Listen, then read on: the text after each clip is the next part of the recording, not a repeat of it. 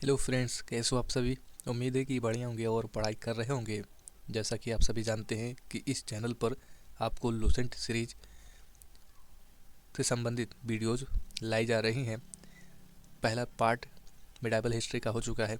आज उसका दूसरा पार्ट करने वाले हैं, जिसमें जो टॉपिक बचे हुए हैं उनको कवर करने की कोशिश की जाएगी।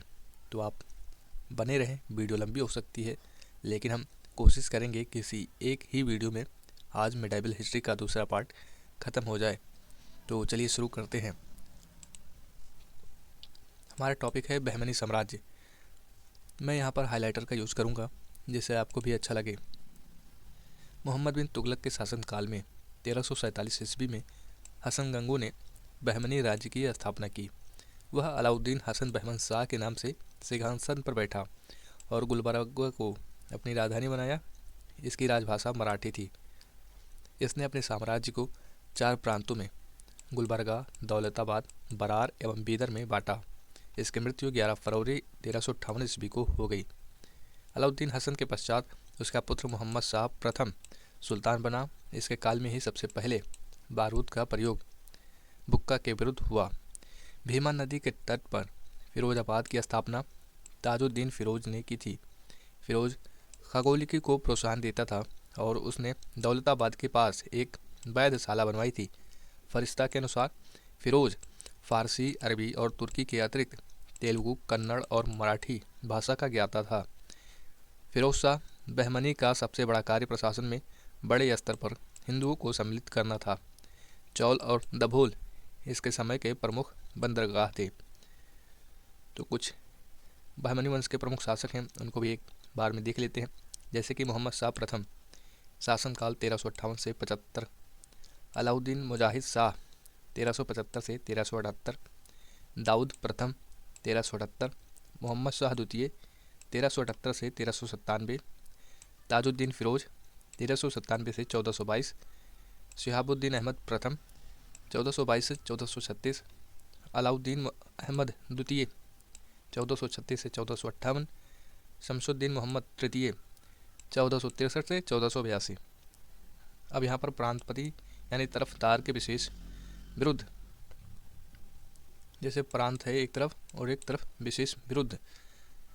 जैसे दौलताबाद में मसनद आली, बरार में मजलिस आली, बीदर में आजम हुमायूं, गुलबर्गा में मालिक नयाब, ये विशेष विरुद्ध थे। यहाँ पर मैंने एक मैप समझ लीजिए कि यहाँ पर बहमनी साम्राज्य से जो संबंधित मैप था उसे लगाया है। आपको काफ़ी अच्छा लग सकता है।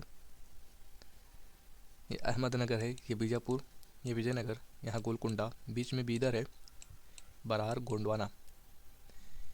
ये साम्राज्य था बहमनी साम्राज्य के आसपास का। शिहाबुद्दीन अहमद प्रथम ने अपनी राजधानी गुलबर्गा से हटाकर बीदर में स्थापित की। इसने बीदर का नया नाम मोहम्मदाबाद रखा। मोहम्मद तृतीय के शासनकाल में ख्वाजा जहां की उपाधि से महमूद गवाह ईरानी को प्रधानमंत्री नियुक्त किया गया। मोहम्मद तृतीय के आदेश पर 1482 में 70 वर्ष की अवस्था में महमूद गवाह को फांसी दे दी गई। महमूद गवाह ने बीदर में एक महाविद्यालय मदरसा की स्थापना कराई।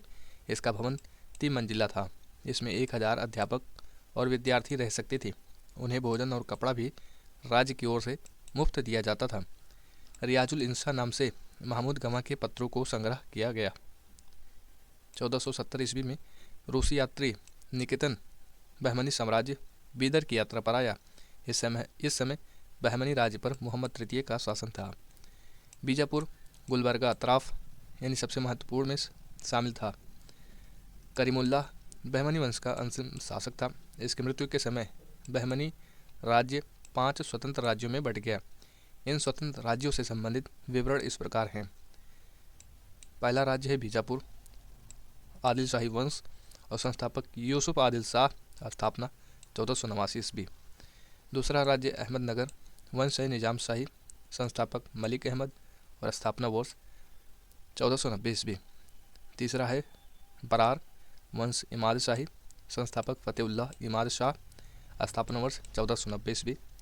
गोलकुंडा वंश कुतुब शाही, संस्थापक कुली कुतुब शाह, स्थापना वर्ष 1512 ईस्वी। अगला राज्य है बीदर, वंश है बरीद शाही, संस्थापक अमीर अली बरीद, स्थापना 1526 ईस्वी। जो मैंने मैप दिखाया वही बीजापुर, अहमदनगर, बरार, गोलकुंडा और बीदर राज्यों का था जो अलग हो गए थे। मोहम्मद प्रथम के मंत्री सैफुद्दीन गौरी ने केंद्रीय शासन का कार्य कई विभागों में बांटा और 8 मंत्रियों को नियुक्त किया जो इस प्रकार थे। पहला वकील सल्तनत यानी दिल्ली के मलिक नायब के समान थे। वकील कुल मंत्रियों के कार्यों का निरीक्षण वकील को छोड़कर किया करते थे। अमीर जुमला अर्थ विभाग का अध्यक्ष। वजीर अशरफ विदेश नीति एवं दरबार संबंधी कार्यों का निष्पादन। नाजिर वह अर्थ विभाग से संबंधित था। पेशवा वकील सल्तनत का सहायक था। कोतवाल नगर का मुख्य पुलिस अधिकारी था। सदर जहां न्याय विभाग, धर्म तथा दान विभाग का अध्यक्ष। सुल्तान के महल तथा दरबार की सुरक्षा के लिए विशेष अंगरक्षक सैनिक दल था जिसे साख खेल कहा जाता था। यह 4 भागों या नौबत में विभाजित था जिसका मुख्य अधिकारी शर-ए-नौबत होता था। बीजापुर के शासक अली आदिल शाह को सूफी कहते थे। अकबर से पहले उसने अपने दरबार में कैथोलिक मिशनरियों को बुलाया था। उसने अपने पुस्तकालय का अध्यक्ष प्रसिद्ध संस्कृत विद्वान वामन पंडित को बनाया था। उसके उत्तराधिकारियों ने संस्कृत एवं मराठी भाषा को प्रश्रय देना जारी रखा था। इब्राहिम आदिल शाह द्वितीय को अबला बाबा या गरीबों का दोस्त कहा जाता था। उसने किताब नौरस नाम की एक पुस्तक की रचना की जिसमें गीतों को विभिन्न रागों में बांधकर प्रस्तुत किया गया था। उसने नौरसपुर नाम से एक नई राजधानी बनाई। अपने व्यापक दृष्टिकोण के कारण यह जगत गुरु कहलाता था। उसने बिठोवा की उपासना के केंद्र पंढरपुर को भी अनुदान दिए। मोहम्मद कुली कुतुब शाह ने 1591 से 92 में हैदराबाद के बीच में 4 मीनार बनवाई। इसमें चारों दिशाओं में 4 ऊंचे मेहराब हैं जो 4 मंजिली है और जिनमें से प्रत्येक की ऊंचाई 48 मीटर है। हैदराबाद शहर को कुली कुतुब शाह ने ही बसाया था। इब्राहिम रौजा व गोल गुंबज बीजापुरी इमारतों में सबसे प्रसिद्ध है।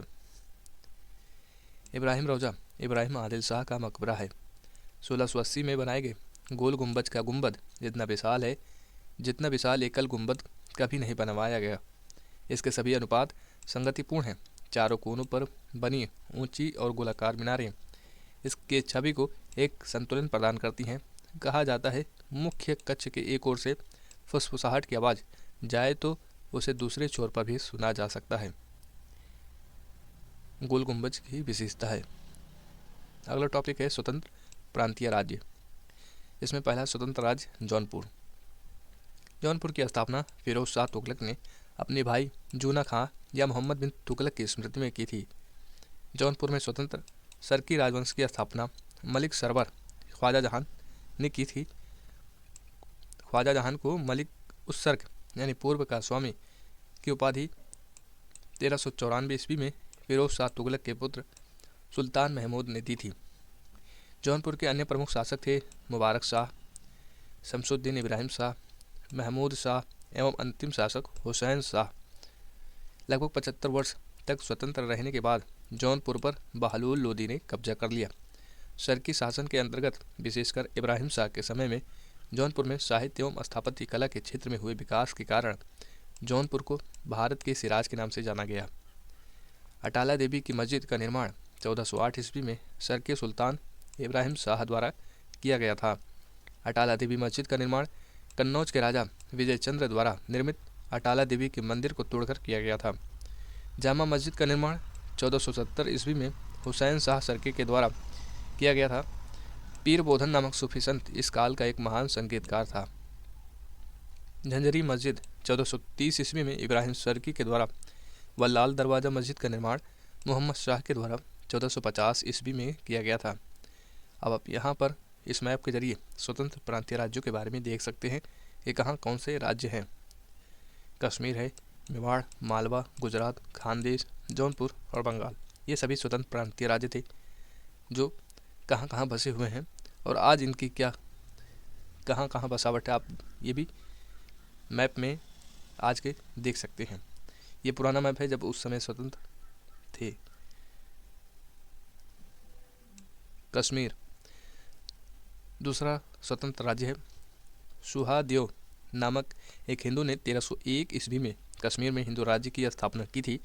1339-40 में कश्मीर में शाह मीर के द्वारा प्रथम मुस्लिम वंश की स्थापना की गई। कश्मीर का प्रथम मुस्लिम शासक शाह मीर था, जो शमसुद्दीन शाह मीर के नाम से गद्दी पर बैठा। इसने अपनी राजधानी इंद्रकोट में स्थापित की। अलाउद्दीन ने राजधानी इंद्रकोट से हटाकर अलाउद्दीनपुर यानी श्रीनगर में स्थापित की। हिंदू मंदिरों एवं मूर्तियों को तोड़ने के कारण सुल्तान सिकंदर शाह को बुत सिकंद कहा गया। 1420 ईस्वी में जैनुल आबदीन सिंहासन पर बैठा। इसकी धार्मिक सहिष्णुता के कारण इसे कश्मीर का अकबर कहा गया। इसने जजिया हटा दिया, गोवध निषिद्ध कर दिया और सती प्रथा पर प्रतिबंध हटा दिया। जैनुल आबदीन के प्रशासन में अनेक हिंदुओं को ऊंचे पद प्राप्त थे। श्रीय भट्ट उसका न्याय मंत्री और दरबारी चिकित्सक था। वूलर झील स्थित जैना लंका इसके काल की अभियांत्रिकी उन्नति का उत्कृष्ट नमूना है। जैनुल आबदीन फारसी, संस्कृत, कश्मीरी, तिब्बती आदि भाषाओं का ज्ञाता था। इसने महाभारत एवं राजतरंगिणी को फारसी में अनुवाद करवाया। अगला स्वतंत्र राज्य है बंगाल। इख्तियारुद्दीन मोहम्मद बिन बख्तियार खिलजी ने बंगाल को दिल्ली सल्तनत में मिलाया। गयासुद्दीन तुगलक ने बंगाल को 3 भागों में विभाजित किया। पहला लखनौती उत्तर बंगाल, सोनारगांव पूर्वी बंगाल एवं सतगांव दक्षिण बंगाल। 1345 ईस्वी में हाजी इलियास बंगाल के विभाजन को समाप्त कर शमसुद्दीन इलियास शाह के नाम से बंगाल का शासक बना। पांडुआ में अदीना मस्जिद का निर्माण 1364 ईस्वी में सुल्तान सिकंदर शाह ने करवाया था। बंगाल का शासक गयासुद्दीन आजम शाह अपनी न्यायप्रीतिया के लिए प्रसिद्ध था। अलाउद्दीन हुसैन शाह ने राजधानी को पांडुआ से गौड़ स्थानांतरित किया। महाप्रभु चैतन्य अलाउद्दीन के समकालीन थे। अलाउद्दीन ने सत्यपीर नामक आंदोलन की शुरुआत की। मालाधर बसु ने अलाउद्दीन के शासनकाल में ही श्री कृष्ण विजय की रचना कर गुणराज खान की उपाधि धारण की। इनके बेटे को सत्यराज खान की उपाधि दी गई। नासिरुद्दीन नुसरत शाह ने गौड़ में बड़ा सोना एवं कदम रसूल मस्जिद का निर्माण करवाया। अगला है मालवा स्वतंत्र राज्य। दिलावर खान ने 1401 ईस्वी में मालवा को स्वतंत्र घोषित किया। दिलावर का पुत्र अलफ खां होशंग शाह की उपाधि धारण कर 1405 ईस्वी में मालवा का शासक बना। इसने अपनी राजधानी को धारा से मांडू स्थानांतरित किया। मालवा में खिलजी वंश की स्थापना महमूद शाह ने की थी। गुजरात के शासक बहादुर शाह ने मोहम्मद शाह द्वितीय को युद्ध में परास्त कर उसकी हत्या कर दी और मालवा को गुजरात में मिला लिया। मांडू के किले हिंडोला भवन या दरबार हॉल का निर्माण होशंग शाह ने करवाया था। इस किले में सर्वाधिक महत्वपूर्ण है दिल्ली दरवाजा। बाज बहादुर एवं रूपमती का महल का निर्माण सुल्तान नासिरुद्दीन शाह द्वारा करवाया गया था। जहाज महल का निर्माण गयासुद्दीन खिलजी ने मांडू में करवाया था। कुश्क महल को महमूद खिलजी ने फतेहाबाद नामक स्थान पर बनवाया था। अगला है स्वतंत्र राज्य गुजरात। गुजरात के शासक राजा कर्ण को पराजित कर अलाउद्दीन ने 1297 ईस्वी में इसे दिल्ली सल्तनत में मिला लिया था। 1391 ईस्वी में मोहम्मद शाह तुगलक द्वारा नियुक्त गुजरात का सूबेदार जफर खान ने सुल्तान मुजफ्फर शाह की उपाधि धारण कर 1407 ईस्वी में गुजरात का स्वतंत्र सुल्तान बना। गुजरात के प्रमुख शासक थे अहमद शाह, महमूद शाह, बेगड़ा और बहादुर शाह। अहमद शाह ने असावल के निकट साबरमती नदी के किनारे अहमदाबाद नामक नगर बसाया और पाटन से राजधानी हटाकर अहमदाबाद को राजधानी बनाया। गुजरात का सबसे प्रसिद्ध शासक महमूद बेगड़ा था। महमूद बेगड़ा ने गिरनार के निकट मुस्तफ़ाबाद नामक नगर और चंपानेर के निकट मोहम्मदाबाद नामक नगर बसाया। महमूद बेगड़ा सुल्तान सिकंदर लोदी का समकालीन तथा उसका मित्र था। इसके शासनकाल में पहली बार दिल्ली के शासक सिकंदर लोदी ने गुजरात के शासक बेगड़ा को उपहार भेजी। बारबोसा ने महमूद बेगड़ा को विश्व पुरुष कहा है। बारथोमा ने बेगड़ा के विषय में लिखा है कि उसकी मूंछ इतनी लंबी थी कि वह उन्हें अपने सिर के पीछे बांधता था। उदयराज बेगड़ा का दरबारी कवि था, जिसने सुल्तान की प्रशंसा में महमूद चरित नामक पुस्तक लिखी। एक ब्राह्मण मलिक गोपी बेगड़ा का मुख्यमंत्री था। हुमायूं से हार के बाद बहादुर शाह ने दीव को पुर्तगालियों को सौंप दिया था। बहादुर शाह संगीत प्रेम था, उसने संगीतज्ञ मंजू कलावंत को संरक्षण प्रदान किया। नोट: 1611 ईस्वी में सिकंदर बिन मोहम्मद मंजू द्वारा लिखी मिरात सिकंदरी गुजरात के इतिहास को जफर खां यानी मुजफ्फर शाह प्रथम द्वारा मुस्लिम विजय से मुजफ्फर शाह तृतीय यानी 1591 तक की मृत्यु और गुजरात के बाद की घटनाओं तक वर्णन देता है। यह पुस्तक गुजरात के सामाजिक एवं सांस्कृतिक जीवन का लेखा जोखा है। अगला, स्वतंत्र राज्य मेवाड़। अलाउद्दीन खिलजी ने 1303 ईस्वी में मेवाड़ के गुहिलौत राजवंश के रत्न सिंह को पराजित कर मेवाड़ को दिल्ली सल्तनत में मिला लिया। गुहिलौत वंश की एक शाखा सिसोदिया वंश के हमीर दियो ने मोहम्मद तुगलक को हराकर पूरे मेवाड़ को स्वतंत्र करा लिया। राणा कुंभा ने 1448 ईस्वी में चित्तौड़ में एक विजय स्तंभ की स्थापना की। खानवा का युद्ध 1527 ईस्वी में राणा सांगा एवं बाबर के बीच हुआ, जिसमें बाबर विजयी हुआ। 1576 ईस्वी में हल्दी घाटी का युद्ध राणा प्रताप एवं अकबर के बीच हुआ, जिसमें अकबर विजयी हुआ। मेवाड़ की राजधानी चित्तौड़गढ़ थी। जहांगीर ने मेवाड़ को मुगल साम्राज्य में मिला लिया। अगला, स्वतंत्र राज्य खानदेश। तुगलक वंश के पतन के पश्चात पतन के समय फिरोज शाह तुगलक के सूबेदार मलिक अहमद राजा फारूकी ने नर्मदा और ताप्ती नदियों के बीच 1382 ईस्वी में खानदेश की स्थापना की। खानदेश की राजधानी बुरहानपुर थी। इसका सैनिक मुख्यालय असीरगढ़ था। 1601 ईस्वी में अकबर ने खानदेश को मुगल साम्राज्य में मिला लिया। अगला टॉपिक है सूफी आंदोलन। अबू हासिम ने सबसे पहले सूफी शब्द का प्रयोग किया था। जो लोग सूफी संतों से शिष्यता ग्रहण करते थे उन्हें मुरीद कहा जाता था। सूफी जिन आश्रमों में निवास करते थे उन्हें खानकाह या मठ कहा जाता था। सूफियों के धर्म संघ बाशारा यानी इस्लामी सिद्धांत के समर्थक और बेशारा यानी इस्लामी सिद्धांत से बंधे नहीं इसमें विभाजित था। भारत में चिश्ती एवं सोहरावर्दी सिलसिले की जड़ें काफ़ी गहरी थी। ख्वाजा मोइनुद्दीन चिश्ती ने भारत में चिश्ती सिलसिला की शुरुआत की। चिश्ती सिलसिला का मुख्य केंद्र अजमेर था। चिश्ती सिलसिला के कुछ अन्य महत्वपूर्ण संत थे निजामुद्दीन औलिया, बाबा फरीद, बख्तियार काकी एवं शेख बुरहानुद्दीन गरीब। बाबा फरीद बख्तियार काकी के शिष्य थे। बाबा फरीद की रचनाएं गुरु ग्रंथ साहिब में शामिल हैं। बाबा फरीद के दो महत्वपूर्ण शिष्य थे निजामुद्दीन औलिया और अलाउद्दीन साबिर। हज़रत निजामुद्दीन औलिया ने अपने जीवन काल में दिल्ली के 7 सुल्तानों का शासन देखा था। इनके मुख्य शिष्य थे शेख सलीम चिश्ती, अमीर खुसरो, अमीर हसन देहलवी। शेख बुरहानुद्दीन गरीब ने 1340 ईस्वी में दक्षिण भारत के क्षेत्रों में चिश्ती संप्रदाय की शुरुआत की और दौलताबाद को मुख्य केंद्र बनाया। यहाँ एक चार्ट की मदद से सूफी आंदोलन के बारे में एक पूरा ओवरव्यू ले सकते हैं। यहाँ पर सूफी सिलसिला और इसके स्थापनकर्ता के बारे में दिया गया है।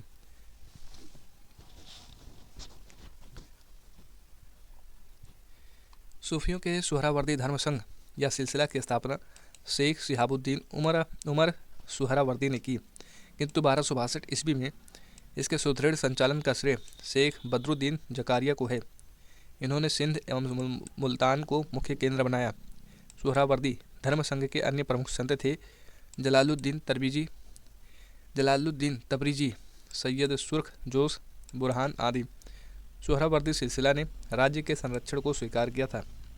शेख अब्दुल्ला सत्तारी ने सत्तारी सिलसिले की स्थापना की थी। इसका मुख्य केंद्र बिहार था। कादरी धर्म संघ या सिलसिला की स्थापना सैयद अबुल कादिर अल जिलानी ने बगदाद में की थी। भारत में सिलसिला के प्रवर्तक मोहम्मद गौस थे। इस सिलसिले के अनुयायी गाने बजाने के विरोधी थे। ये लोग शिया मत के विरुद्ध थे। राजकुमार दारा शाहजहां का ज्येष्ठ पुत्र कादरी सिलसिले के मुल्ला शाह का शिष्य था। नक्शबंदी धर्म संघ या सिलसिला की स्थापना ख्वाजा उबैदुल्लाह ने की थी। भारत में सिलसिला की स्थापना ख्वाजा बकी बिल्लाह ने की थी। भारत में इसके व्यापक प्रचार का श्रेय बकी बिल्लाह के शिष्य अकबर के समकालीन शेख अहमद सरहिंदी को था। फिरदौसी सुहरावर्दी सिलसिला की एक ही शाखा थी जिसका कार्यक्षेत्र बिहार था। इस सिलसिले को शेख शरीफुद्दीन याह्या ने लोकप्रिय बनाया। याह्या ख्वाजा निजामुद्दीन के शिष्य थे। अगला है भक्ति आंदोलन। 6वीं शताब्दी में भक्ति आंदोलन की शुरुआत तमिल क्षेत्र से हुई जो कर्नाटक और महाराष्ट्र में फैली गई। भक्ति आंदोलन का विकास बाहरा अलवार वैष्णव संतों और 63 नयनार शैव संतों ने किया। शैव, नयनार और वैष्णव अलवार जैनियों और बौद्धों के अपरिग्रह को अस्वीकार कर ईश्वर के प्रति व्यक्तिगत भक्ति को ही मुक्ति का मार्ग बताते थे। नोट: अलवार शब्द का अर्थ है अंत ज्ञान रखने वाला वह व्यक्ति जो ईश्वरीय चिंतन में पूर्णतया विलीन हो गया हो। अलवारों में एकमात्र महिला साध्वी अंडाल का नाम मिलता है, जिसके भक्ति गीतों में कृष्ण कथाएं अधिक मिलती हैं। शैव संत अप्पार ने पल्लव राजा महेंद्रवर्मन को शैव धर्म स्वीकार करवाया। भक्ति कवि संतों को संत कहा जाता था। उनके दो समूह थे। प्रथम समूह वैष्णव संत थे जो महाराष्ट्र में लोकप्रिय हुए। वे भगवान विठोबा के भक्त थे। विठोबा पंथ के संत और उनके अनुयायी बरकरी या तीर्थ यात्री पंथ कहलाते थे, जो क्योंकि हर वर्ष पंढरपुर की या तीर्थ यात्रा पर जाते थे। दूसरा समूह पंजाब एवं राजस्थान के हिंदी भाषी क्षेत्रों में सक्रिय था और इनकी निर्गुण भक्ति, हर विशेषता से परे भगवान की भक्ति यानी निर्गुण भक्ति में आस्था थी। भक्ति आंदोलन को दक्षिण भारत से उत्तर भारत में रामानंद के द्वारा लाया गया। बंगाल में कृष्ण भक्ति की प्रारंभिक प्रतिपादकों में विद्यापति ठाकुर और चंडीदास थे। रामानंद की शिक्षा से दो संप्रदायों का प्रादुर्भाव हुआ। सगुण, जो पुनर्जन्म में विश्वास रखता है, और दूसरा निर्गुण, जो भगवान के निराकार रूप को पूजता है। सगुण संप्रदाय के सबसे प्रसिद्ध व्याख्याताओं में थे तुलसीदास और नाभादास। तुलसीदास और नाभादास जैसे रामभक्त और निम्बार्क, वल्लभाचार्य, चैतन्य, सूरदास और मीराबाई जैसे कृष्ण भक्त। निर्गुण संप्रदाय के सबसे प्रसिद्ध प्रतिनिधि थे कबीर, जिन्हें भावी उत्तर भारतीय पंथों का आध्यात्मिक गुरु माना गया है। शंकराचार्य के अद्वैत दर्शन के विरोध में दक्षिण में वैष्णव संतों द्वारा 4 मतों की स्थापना की गई थी।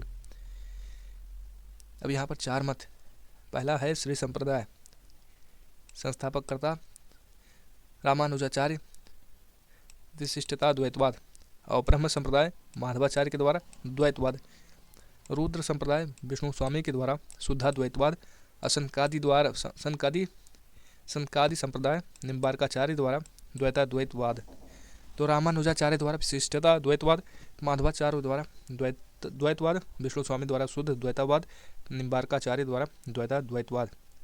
भक्ति आंदोलन के संत की बात करें तो इसमें प्रथम है शंकराचार्य।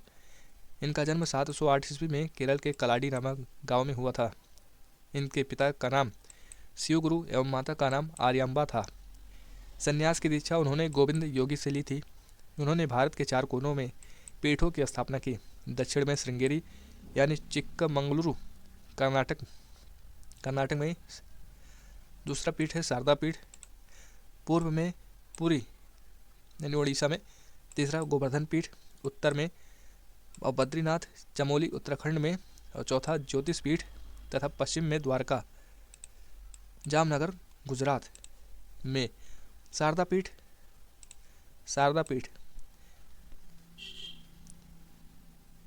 कालिक पीठ। चारों पीठों में सबसे पहले श्रृंगेरी पीठ की स्थापना हुई थी। शंकराचार्य की मृत्यु 820 ईस्वी में हो गई। शंकराचार्य ने बादरायण के ब्रह्मसूत्र के आधार पर अपने सिद्धांत का प्रतिपादन किया और अपने दर्शन, जो जीव ब्रह्म की एकता के सिद्धांत पर आधारित है, उसको अद्वैतवाद यानी एकत्ववाद का नाम दिया। यह वेदांत की सबसे पुरानी विचारधारा है। इस विचारधारा का मुख्य सिद्धांत जीवन मुक्ति है, अर्थात यह ऐसा विचार है कि इस जीवन में ही मोक्ष प्राप्त किया जा सकता है। यह भारत के अन्य दर्शनों के विपरीत है। अन्य दर्शनों का मुख्य सिद्धांत विदेह मुक्त अर्थात मृत्यु उपरांत मोक्ष है। अद्वैत का लक्ष्य आत्मज्ञान प्राप्त करना और आत्मा एवं ब्रह्म की पहचान की पूर्ण समझ प्राप्त करना है। आत्मा और ब्रह्म के सही ज्ञान से सभी दोहरी प्रवृत्तियां समाप्त हो जाती हैं और अंततः मोक्ष प्राप्त होता है। यद्यपि शंकराचार्य शैव धर्म के अनुयायी थे, फिर भी उन्होंने पंचायतन पूजा का निरूपण किया, जिसमें शिव, विष्णु, शक्ति, सूर्य एवं गणेश की पूजा का विधान था। अगले हैं रामानुजाचार्य, 11वीं शताब्दी। इन्होंने राम को अपना आराध्य माना। इनका जन्म 1017 ईस्वी में मद्रास के निकट पेरुम्बर नामक स्थान पर हुआ था। 1137 ईस्वी में इनकी मृत्यु हो गई थी।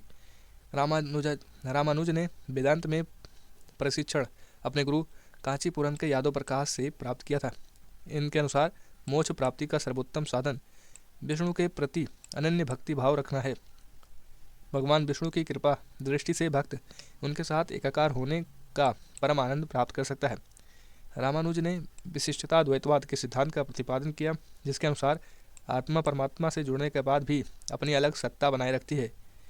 इनके सिद्धांत ने भक्ति की नई धारा को बहुत प्रेरित किया, जो परवर्ती काल में उत्तरी भारत में विकसित हुई।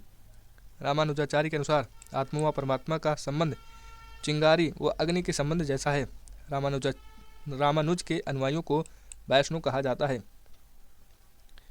शंकराचार्य का दृष्टिकोण और रामानुज का दृष्टिकोण, इसमें अंतर है।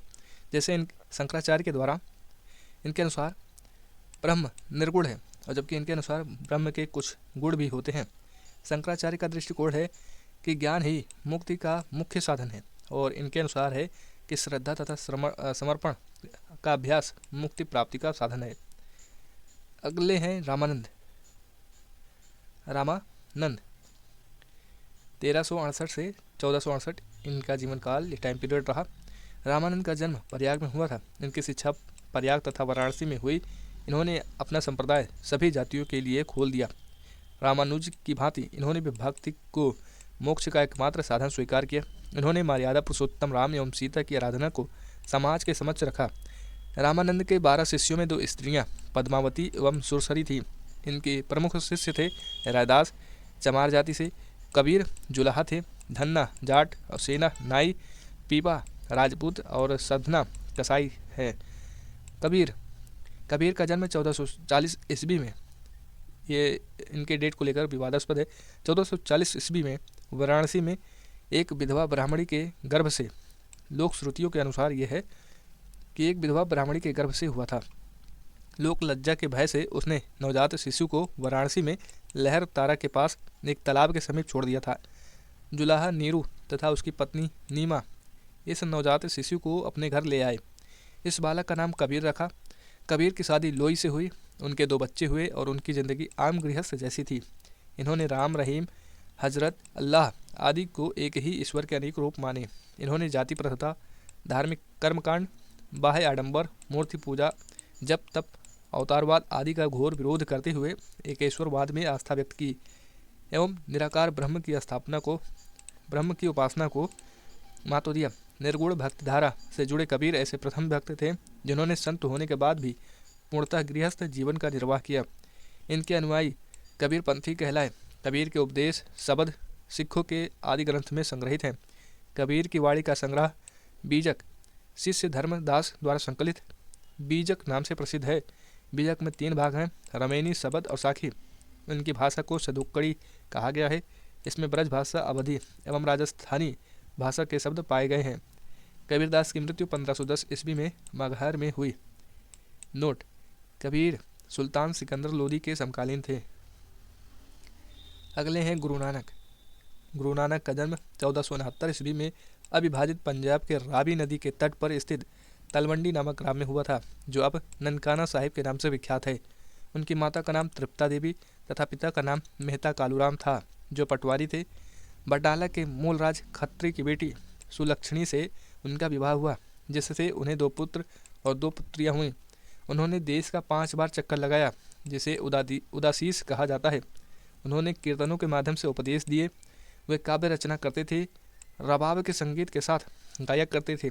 सारंगी उनका स्वामी भक्ति शिष्य भाई मर्दाना बजाया करता था।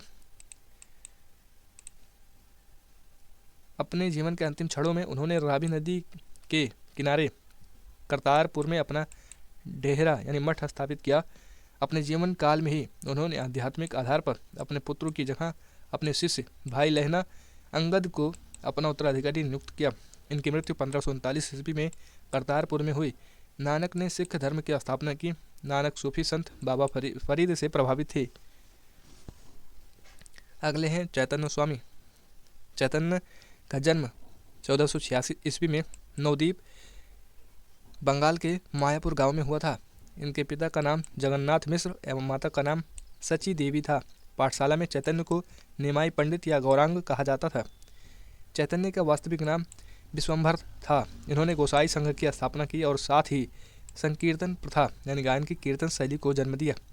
1510 ईस्वी में केशव भारती नामक सन्यासी ने चैतन्य को सन्यास की दीक्षा दी। सन्यासी बनने के बाद बंगाल छोड़कर पूरी उड़ीसा चले गए, जहां उन्होंने 2 दशक तक भगवान जगन्नाथ की उपासना की।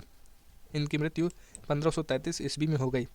इनके दार्शनिक सिद्धांत को अचिंत्य भेदवाद के नाम से जाना जाता है।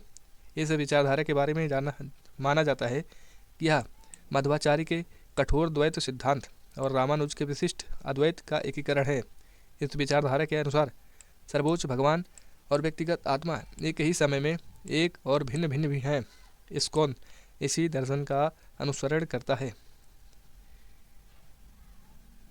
नोट: अचिंत्य भेदाभेदवाद विचारधारा के अनुयायी गौड़ीय वैष्णव हैं। अगला है श्रीमद्वल्लभाचार्य। श्रीमद्वल्लभाचार्य का जन्म 1479 ईस्वी में चंपारण्य वाराणसी में हुआ था। इनके पिता का नाम लक्ष्मण भट्ट तथा माता का नाम यलमगरू था। इनका विवाह महालक्ष्मी के साथ हुआ था। इनके 2 पुत्र थे, गोपीनाथ तथा विट्ठलनाथ। इन्होंने गंगा यमुना संगम के समीप अरैल नामक स्थान पर अपना निवास स्थान बनाया। वल्लभाचार्य ने भक्ति साधना पर विशेष जोर दिया। इन्होंने भक्ति को मोक्ष का साधन बताया। इनके भक्ति मार्ग को पुष्टि मार्ग कहते हैं। सूरदास वल्लभाचार्य के शिष्य थे। विट्ठलनाथ को अकबर ने गोकुल और जैतपुरा की जागीर प्रदान की थी। अगले हैं गोस्वामी तुलसीदास। इनका जन्म उत्तर प्रदेश के बांदा जिले में राजापुर गांव में 1532 ईस्वी में हुआ था। इन्होंने रामचरितमानस की रचना की। इनकी मृत्यु 1623 ईस्वी में हुई थी। तुलसीदास मुगल शासक अकबर एवं मेवाड़ के शासक राणा प्रताप के समकालीन थे।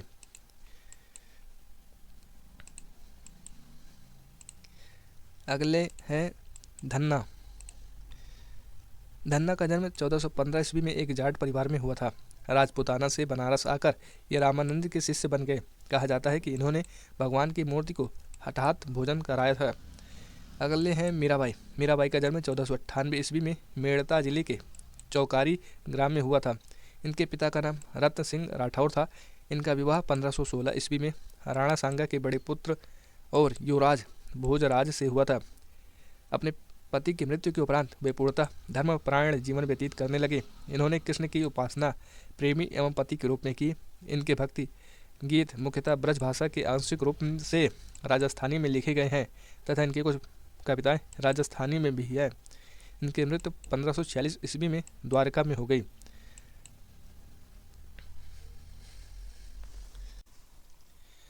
रैदास ये जाति से चमार थे और बनारस के रहने वाले थे।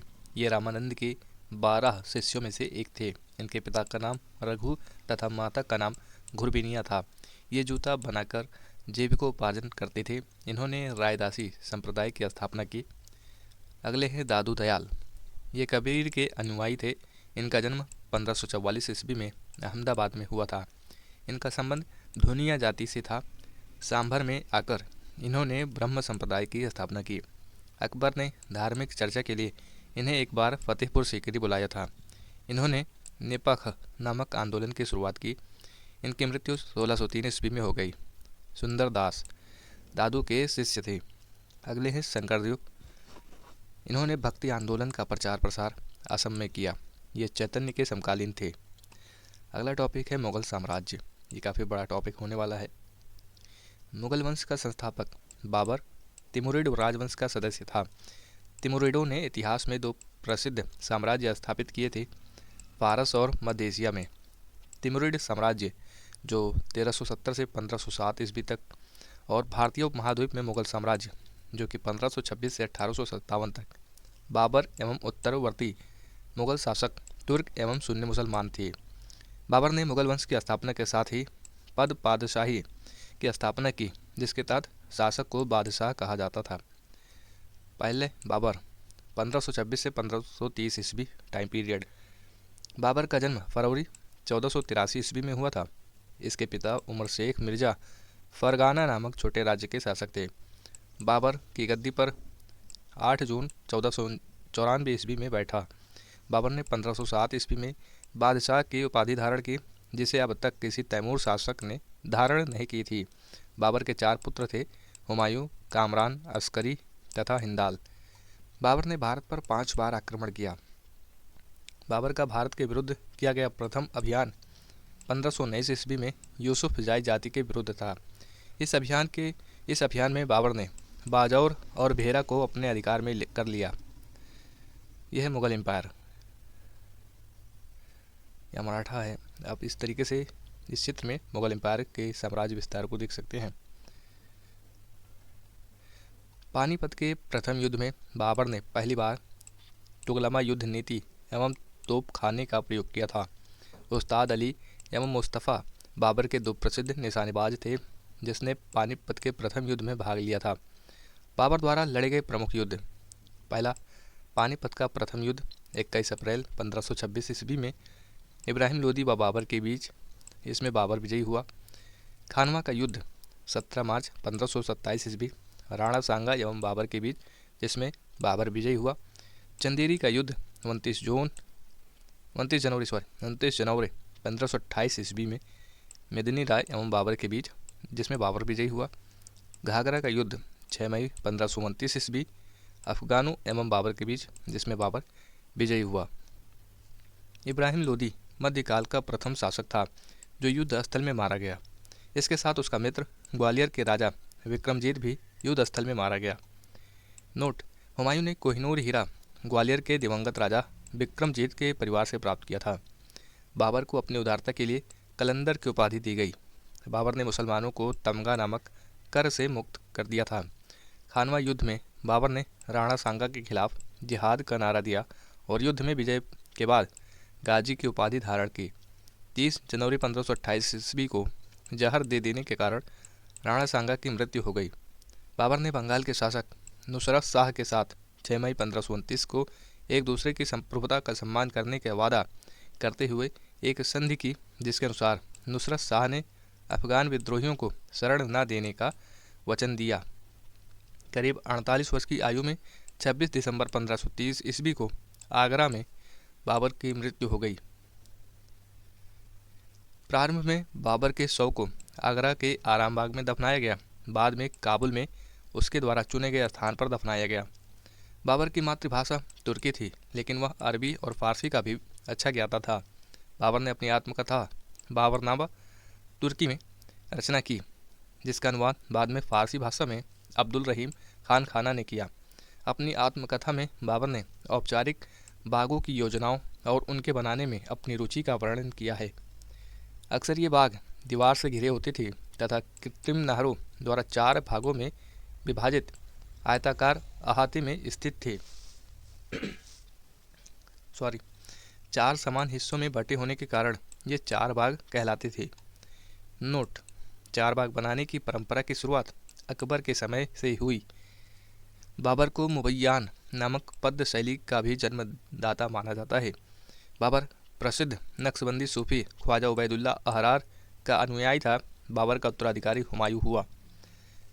यहाँ से हुमायूं का टाइम पीरियड चालू होता है 1530 ईस्वी से 1526 ईस्वी तक।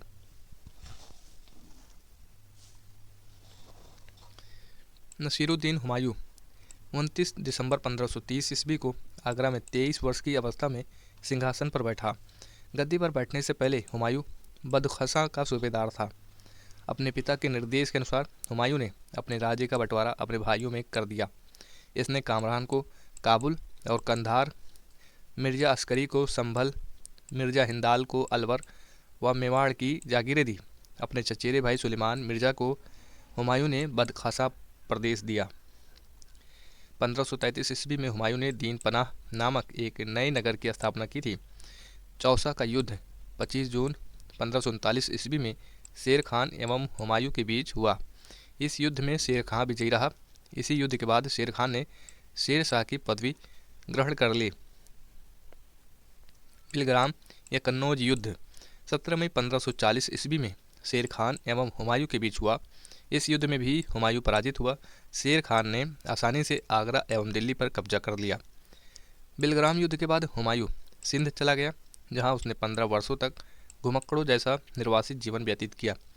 निर्वासित के समय हुमायूं ने हिंदाल के आध्यात्मिक गुरु फारसवासी सिया मीर बाबा दोस्त उर्फ मीर अली अकबर जामी की पुत्री हमीदा बानो बेगम से 29 अगस्त 1541 ईस्वी को निकाह कर लिया। कालांतर में हमीदा से ही अकबर जैसे महान सम्राट का जन्म हुआ। 1555 ईस्वी में हुमायूं ने पंजाब के सूरी शासक सिकंदर को पराजित कर पुनः दिल्ली की गद्दी पर बैठा। हुमायूं द्वारा लड़े गए 4 प्रमुख युद्धों का क्रम है। पहला देवरा, दूसरा चौसा, तीसरा बिलग्राम और चौथा है सरहिंद का युद्ध। 1 जनवरी 1556 ईस्वी को दीन पनाह भवन में स्थित पुस्तकालय, जिसे शेर मंडल भी कहते थे, पुस्तकालय की सीढ़ियों से गिरने के कारण हुमायूं की मृत्यु हो गई। हुमायूं के बारे में इतिहासकार लेन पुल ने कहा है कि हुमायूं गिरते पड़ते इस जीवन से मुक्त हो गया, ठीक उसी तरह जिस तरह तमाम जिंदगी वह गिरते पड़ते चलता रहा था। हुमायूं नामा की रचना गुलबदन बेगम ने की थी।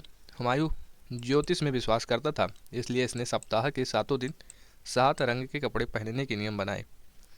अगला शासक शेर शाह 1540 से 1545 ईस्वी। सूर साम्राज्य का संस्थापक अफगान वंशीय शेर शाह सूरी था। Doctor KR. कानूनगो के अनुसार हरियाणा प्रांत के नारनौल यानी महेंद्रगढ़ स्थान पर इब्राहिम के पुत्र हसन के घर वर्ष 1486 ईस्वी में शेर शाह का जन्म हुआ था। परमात्मा शरण का विचार है कि शेर शाह का जन्म वर्ष 1472 ईस्वी में हुआ था। इनके बचपन का नाम फरीद खान था। यह सूर वंश से संबंधित था। इनके पिता हसन खान जौनपुर राज्य के अंतर्गत सासाराम के जमींदार थे। फरीद ने एक शेर को तलवार के एक ही वार में मार दिया था। उसकी बहादुरी से प्रसन्न होकर बिहार के अफगान शासक सुल्तान मोहम्मद बहार खान लोहानी ने उसे शेर खान की उपाधि प्रदान की। शेर शाह बिलग्राम युद्ध के बाद दिल्ली की गद्दी पर बैठा। शेर शाह की मृत्यु कालिंजर के किले को जीतने के क्रम में 22 मई 1545 ईस्वी को हो गई।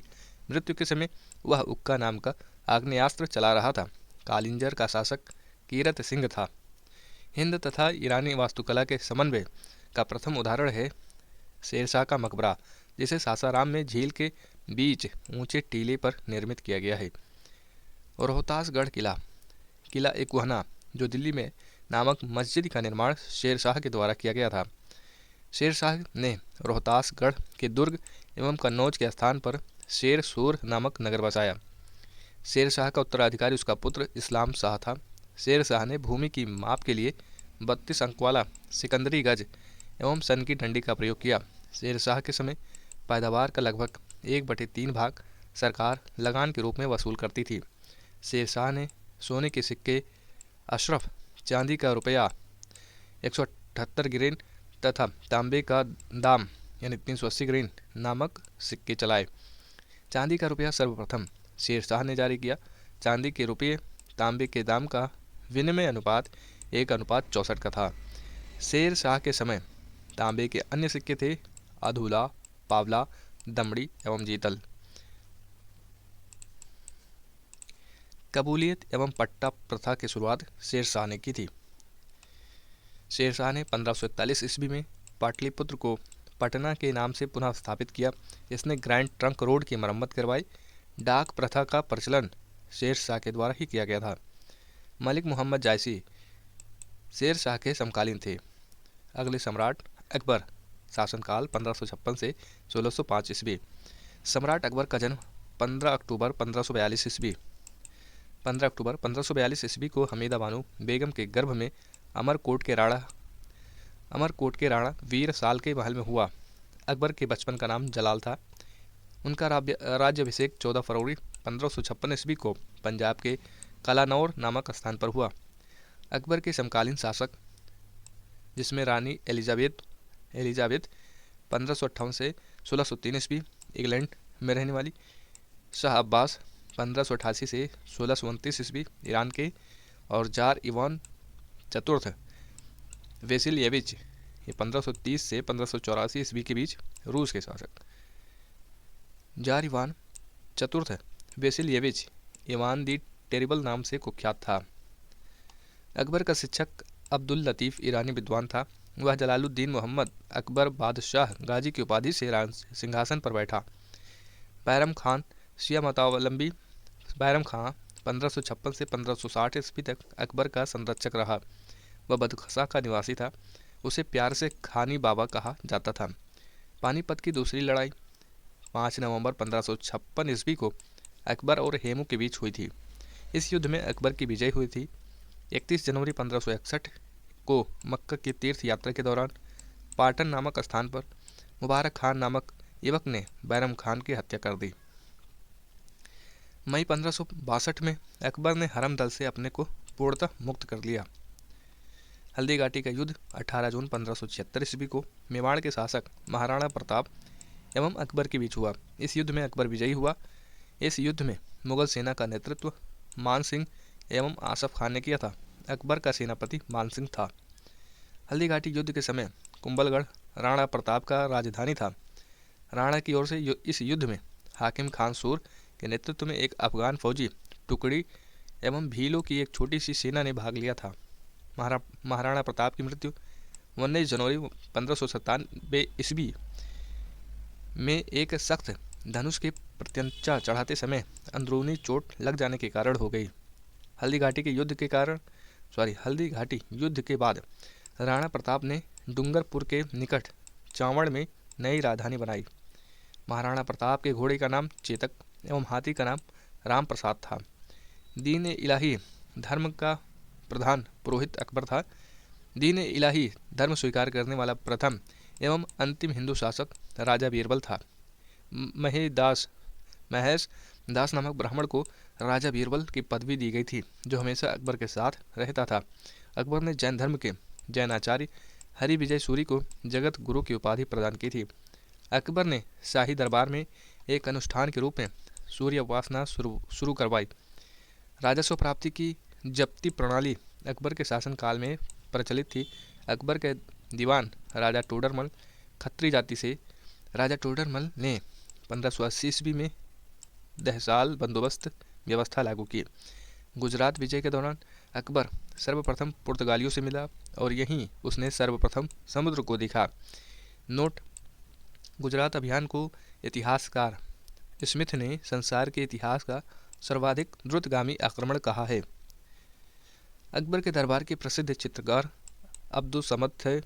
अकबर के दरबार का प्रसिद्ध संगीतकार तानसेन था।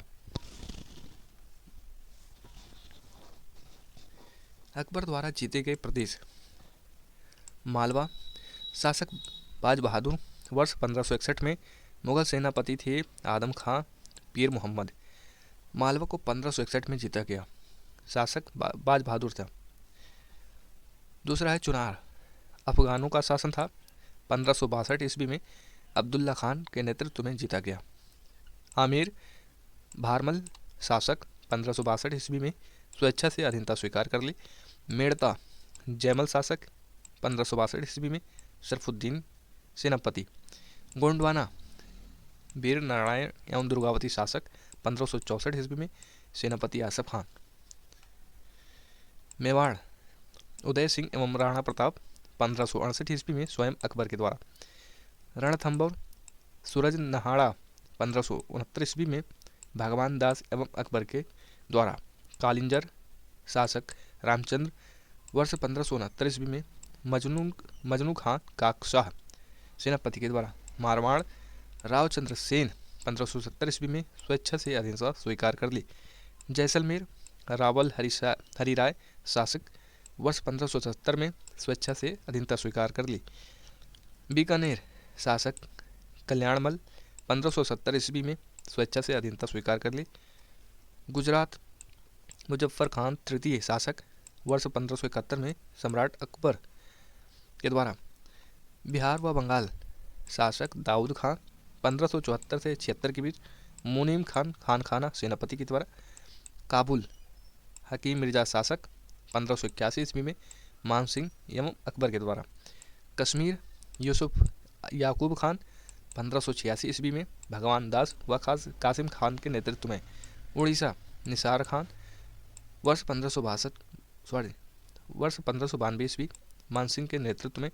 सिंध शासक जानी बेग वर्ष 1593 ईस्वी में अब्दुल रहीम खान खाना के नेतृत्व में। बलूचिस्तान शासक बनी अफगान 1595 ईस्वी मीर मासूम के द्वारा। कंधार शासक मुजफ्फर हुसैन वर्ष 1595 ईस्वी शाह बेग के द्वारा। ये अकबर के समय मुगल साम्राज्य ऐसा कुछ था। यहाँ आप देख सकते हैं growth of the Mughal empire 1526 से लेकर 1707 ईस्वी के बीच में। ये 1605 में जो अकबर के द्वारा इसे ऐड किया गया था। ये सभी जो अकबर के द्वारा ऐड किया गया था ये सभी राज्य हैं। यहाँ से लेकर यहाँ तक पूरा काबुल तक हिंदू कुश पर्वतमाला यहीं, और ये बाद में 1707 ईस्वी तक इसे औरंगजेब बादशाह के द्वारा इसे सम्मिलित कर लिया गया था। अब दक्षिण भारत की बात करें तो दक्षिण भारत में भी विजय प्राप्त हुई है।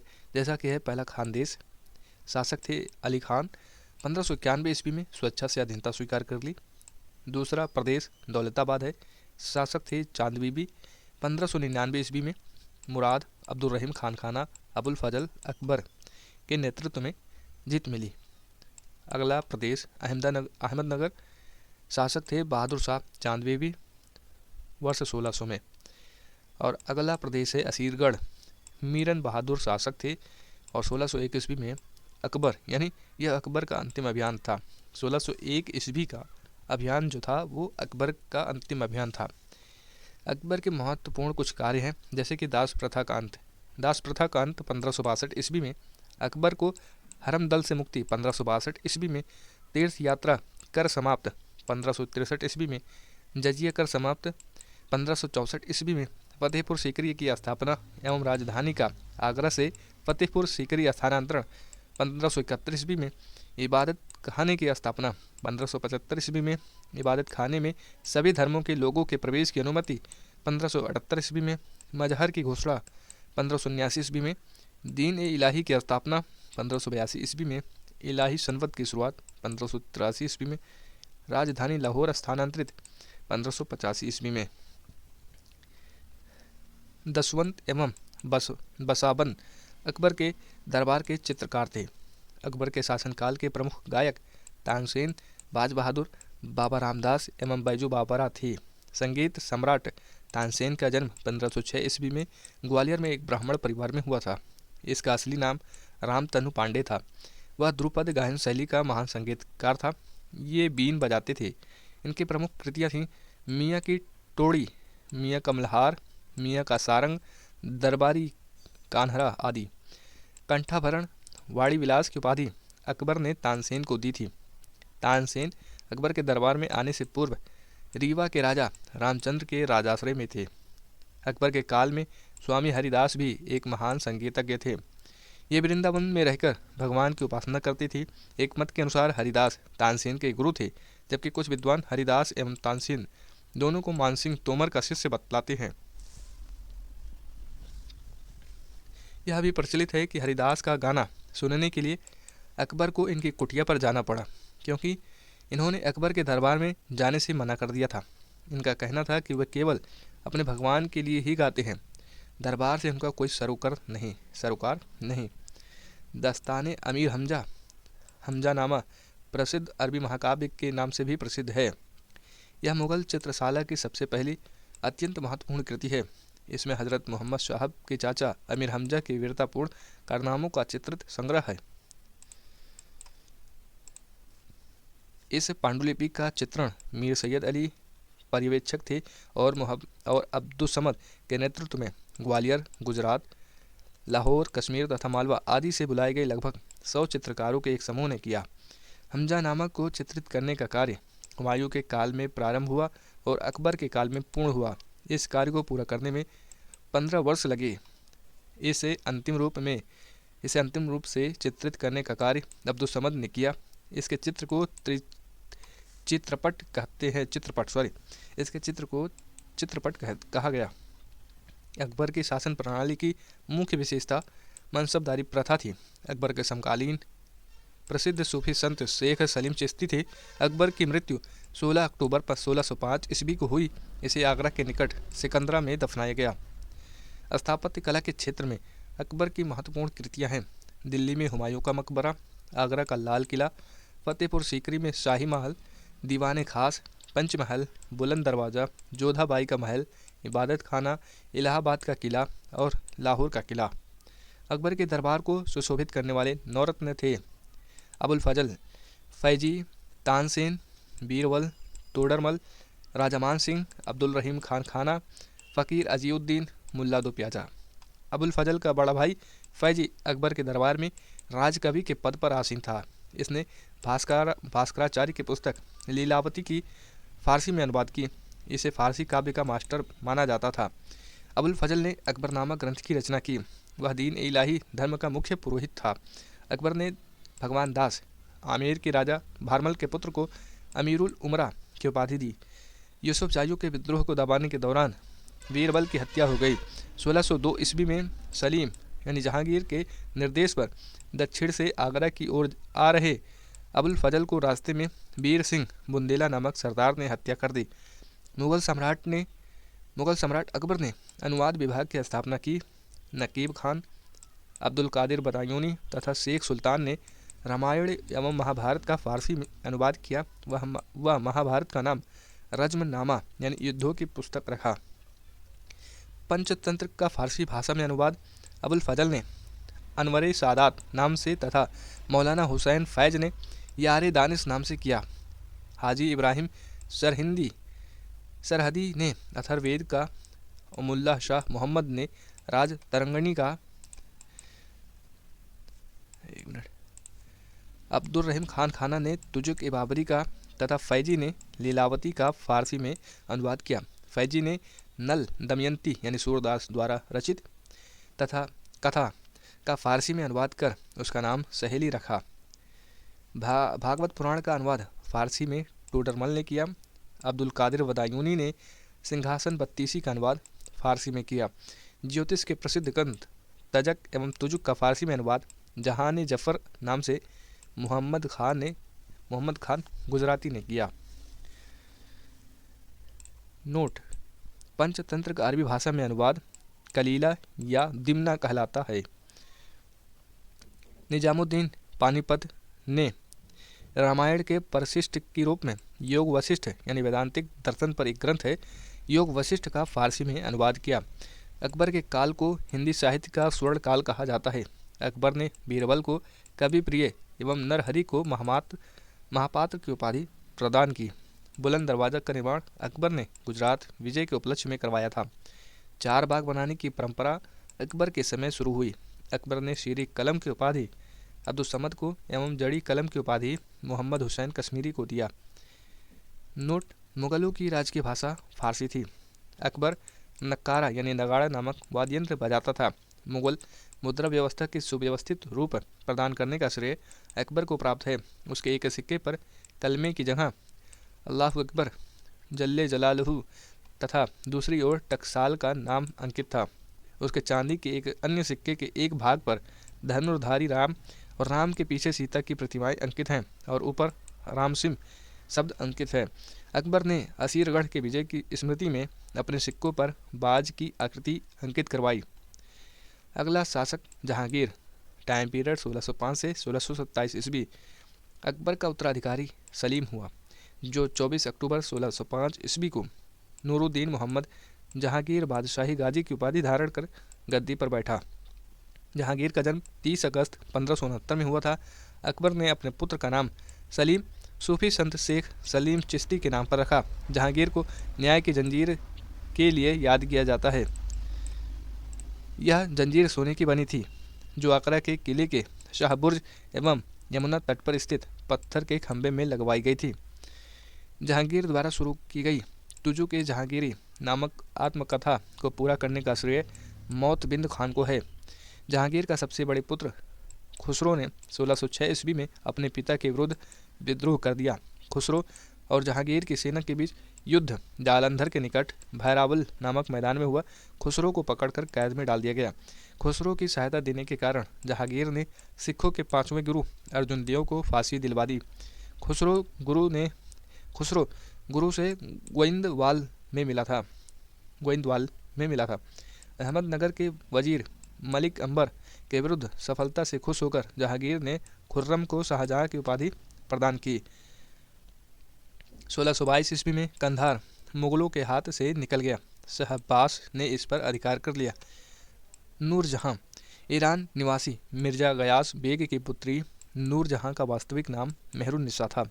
1594 ईस्वी में नूरजहां का विवाह अली कुली बेग से संपन्न हुआ। जहांगीर ने एक शेर मारने के कारण अली कुली बेग को शेर अफगान की उपाधि प्रदान की। 1607 ईस्वी में शेर अफगान की मृत्यु के बाद मेहरुन्निसा अकबर की विधवा सलीमा बेगम के सेवा में नियुक्त हुई।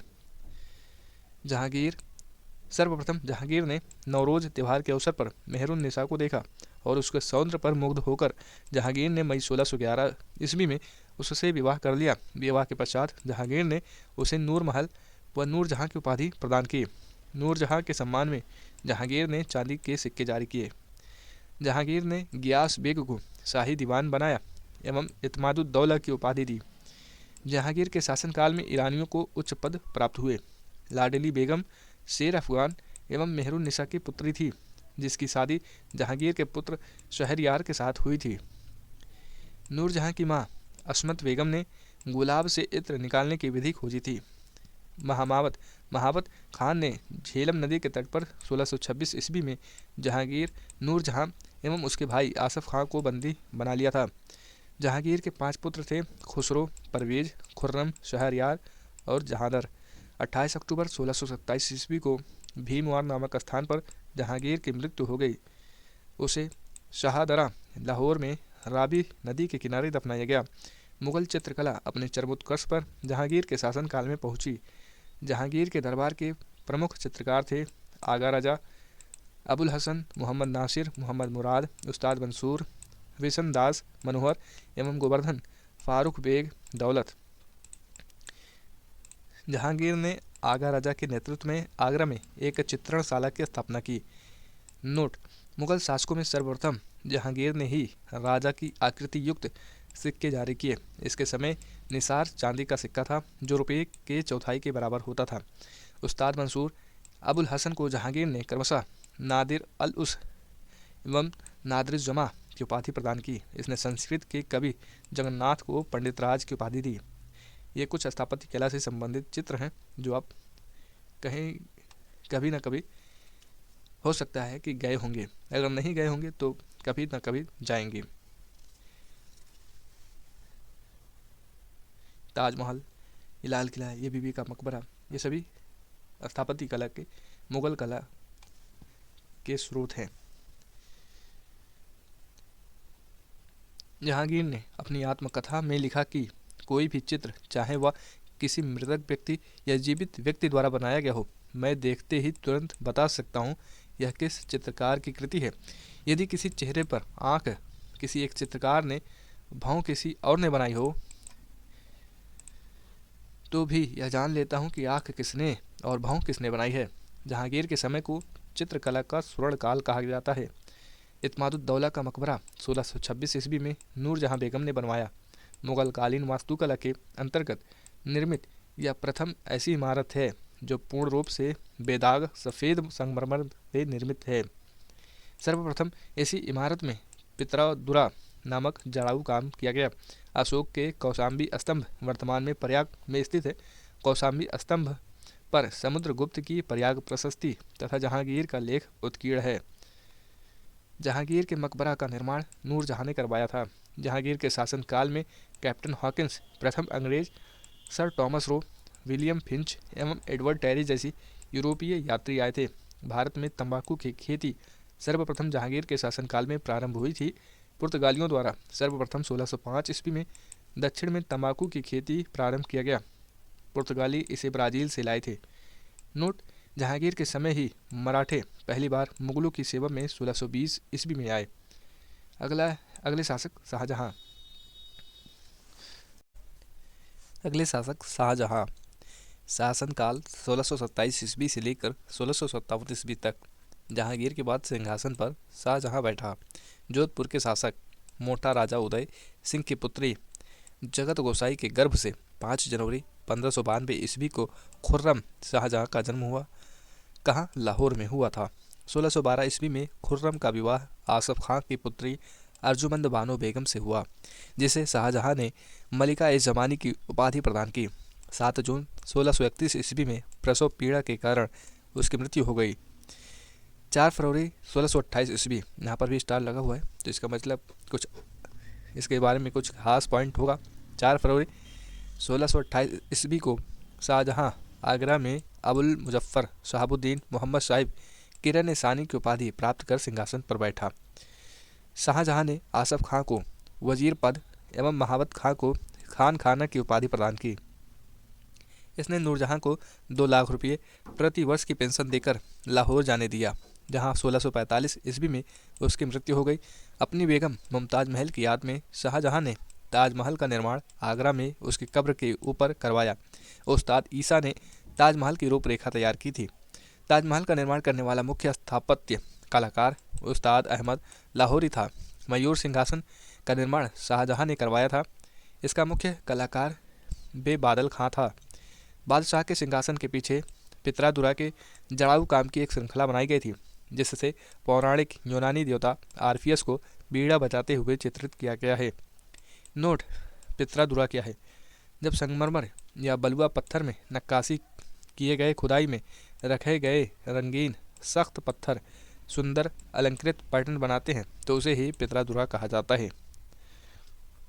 शाहजहां के शासनकाल को स्थापत्य कला का स्वर्ण युग कहा जाता है।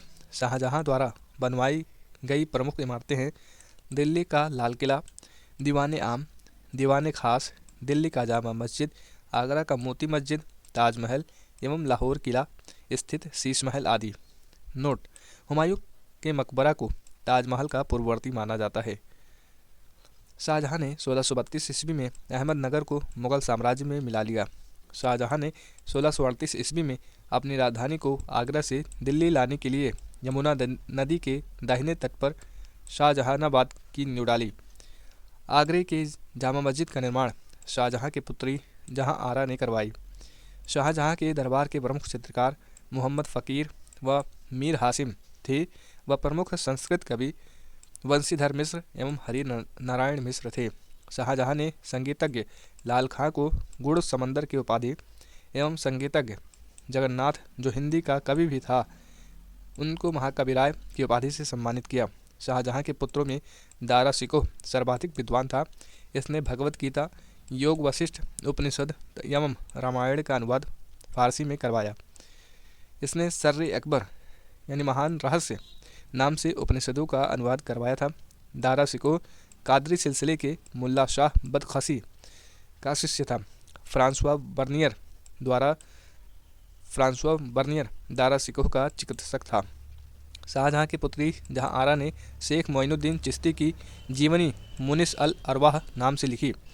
जहां आरा मुल्ला शाह बदखशी की शिष्या थी। इसने भी कादरी सूफी सिलसिले की दीक्षा ली थी। शाहजहां ने दिल्ली में एक कॉलेज का निर्माण एवं दारुल बका नामक कॉलेज की मरम्मत करवाई। सितंबर 1657 ईस्वी में शाहजहां के गंभीर रूप से बीमार पड़ने और मृत्यु का अफवाह फैलने के कारण उसके पुत्रों के बीच उत्तराधिकार का युद्ध शुरू हुआ। उस समय सूजा बंगाल, मुराद गुजरात एवं औरंगजेब दक्कन में था। सूजा बंगाल में था, मुराद गुजरात में एवं औरंगजेब दक्कन में था। 15 अप्रैल 1658 ईस्वी में दारा एवं औरंगजेब के बीच धरमट का युद्ध हुआ। इस युद्ध में दारा की पराजय हुई। जो ये स्टार लगा हुआ था यहाँ पर, इसका मतलब ये इसका प्रकाशन द गजेटियर ऑफ इंडिया इसमें हुआ था। सामूगढ़ का युद्ध 29 मई 1658 ईस्वी को दारा एवं औरंगजेब के बीच हुआ। इस युद्ध में भी दारा की हार हुई। उत्तराधिकार का अंतिम युद्ध देवराई की घाटी में मार्च 1659 ईस्वी को हुआ। इस युद्ध में दारा के पराजित होने पर उसे इस्लाम धर्म की अवहेलना करने के अपराध में 30 अगस्त 1659 ईस्वी को हत्या कर दी गई। दारा शिकोह ने अपना निर्वासित जीवन अलवर, राजस्थान के कंकवाड़ी किला में बिताया। इस किला का निर्माण जयसिंह द्वितीय ने किया था। शाह बुलंद इकबाल के द्वारा शाह बुलंद इकबाल के रूप में दारा शिकोह जाना जाता है। 8 जून 1658 को औरंगजेब ने शाहजहां को बंदी बना लिया। आगरा के किले में अपने कैदी जीवन के 8वें वर्ष अर्थात 22 जनवरी 1666 को 74 वर्ष की अवस्था में शाहजहां की मृत्यु हो गई।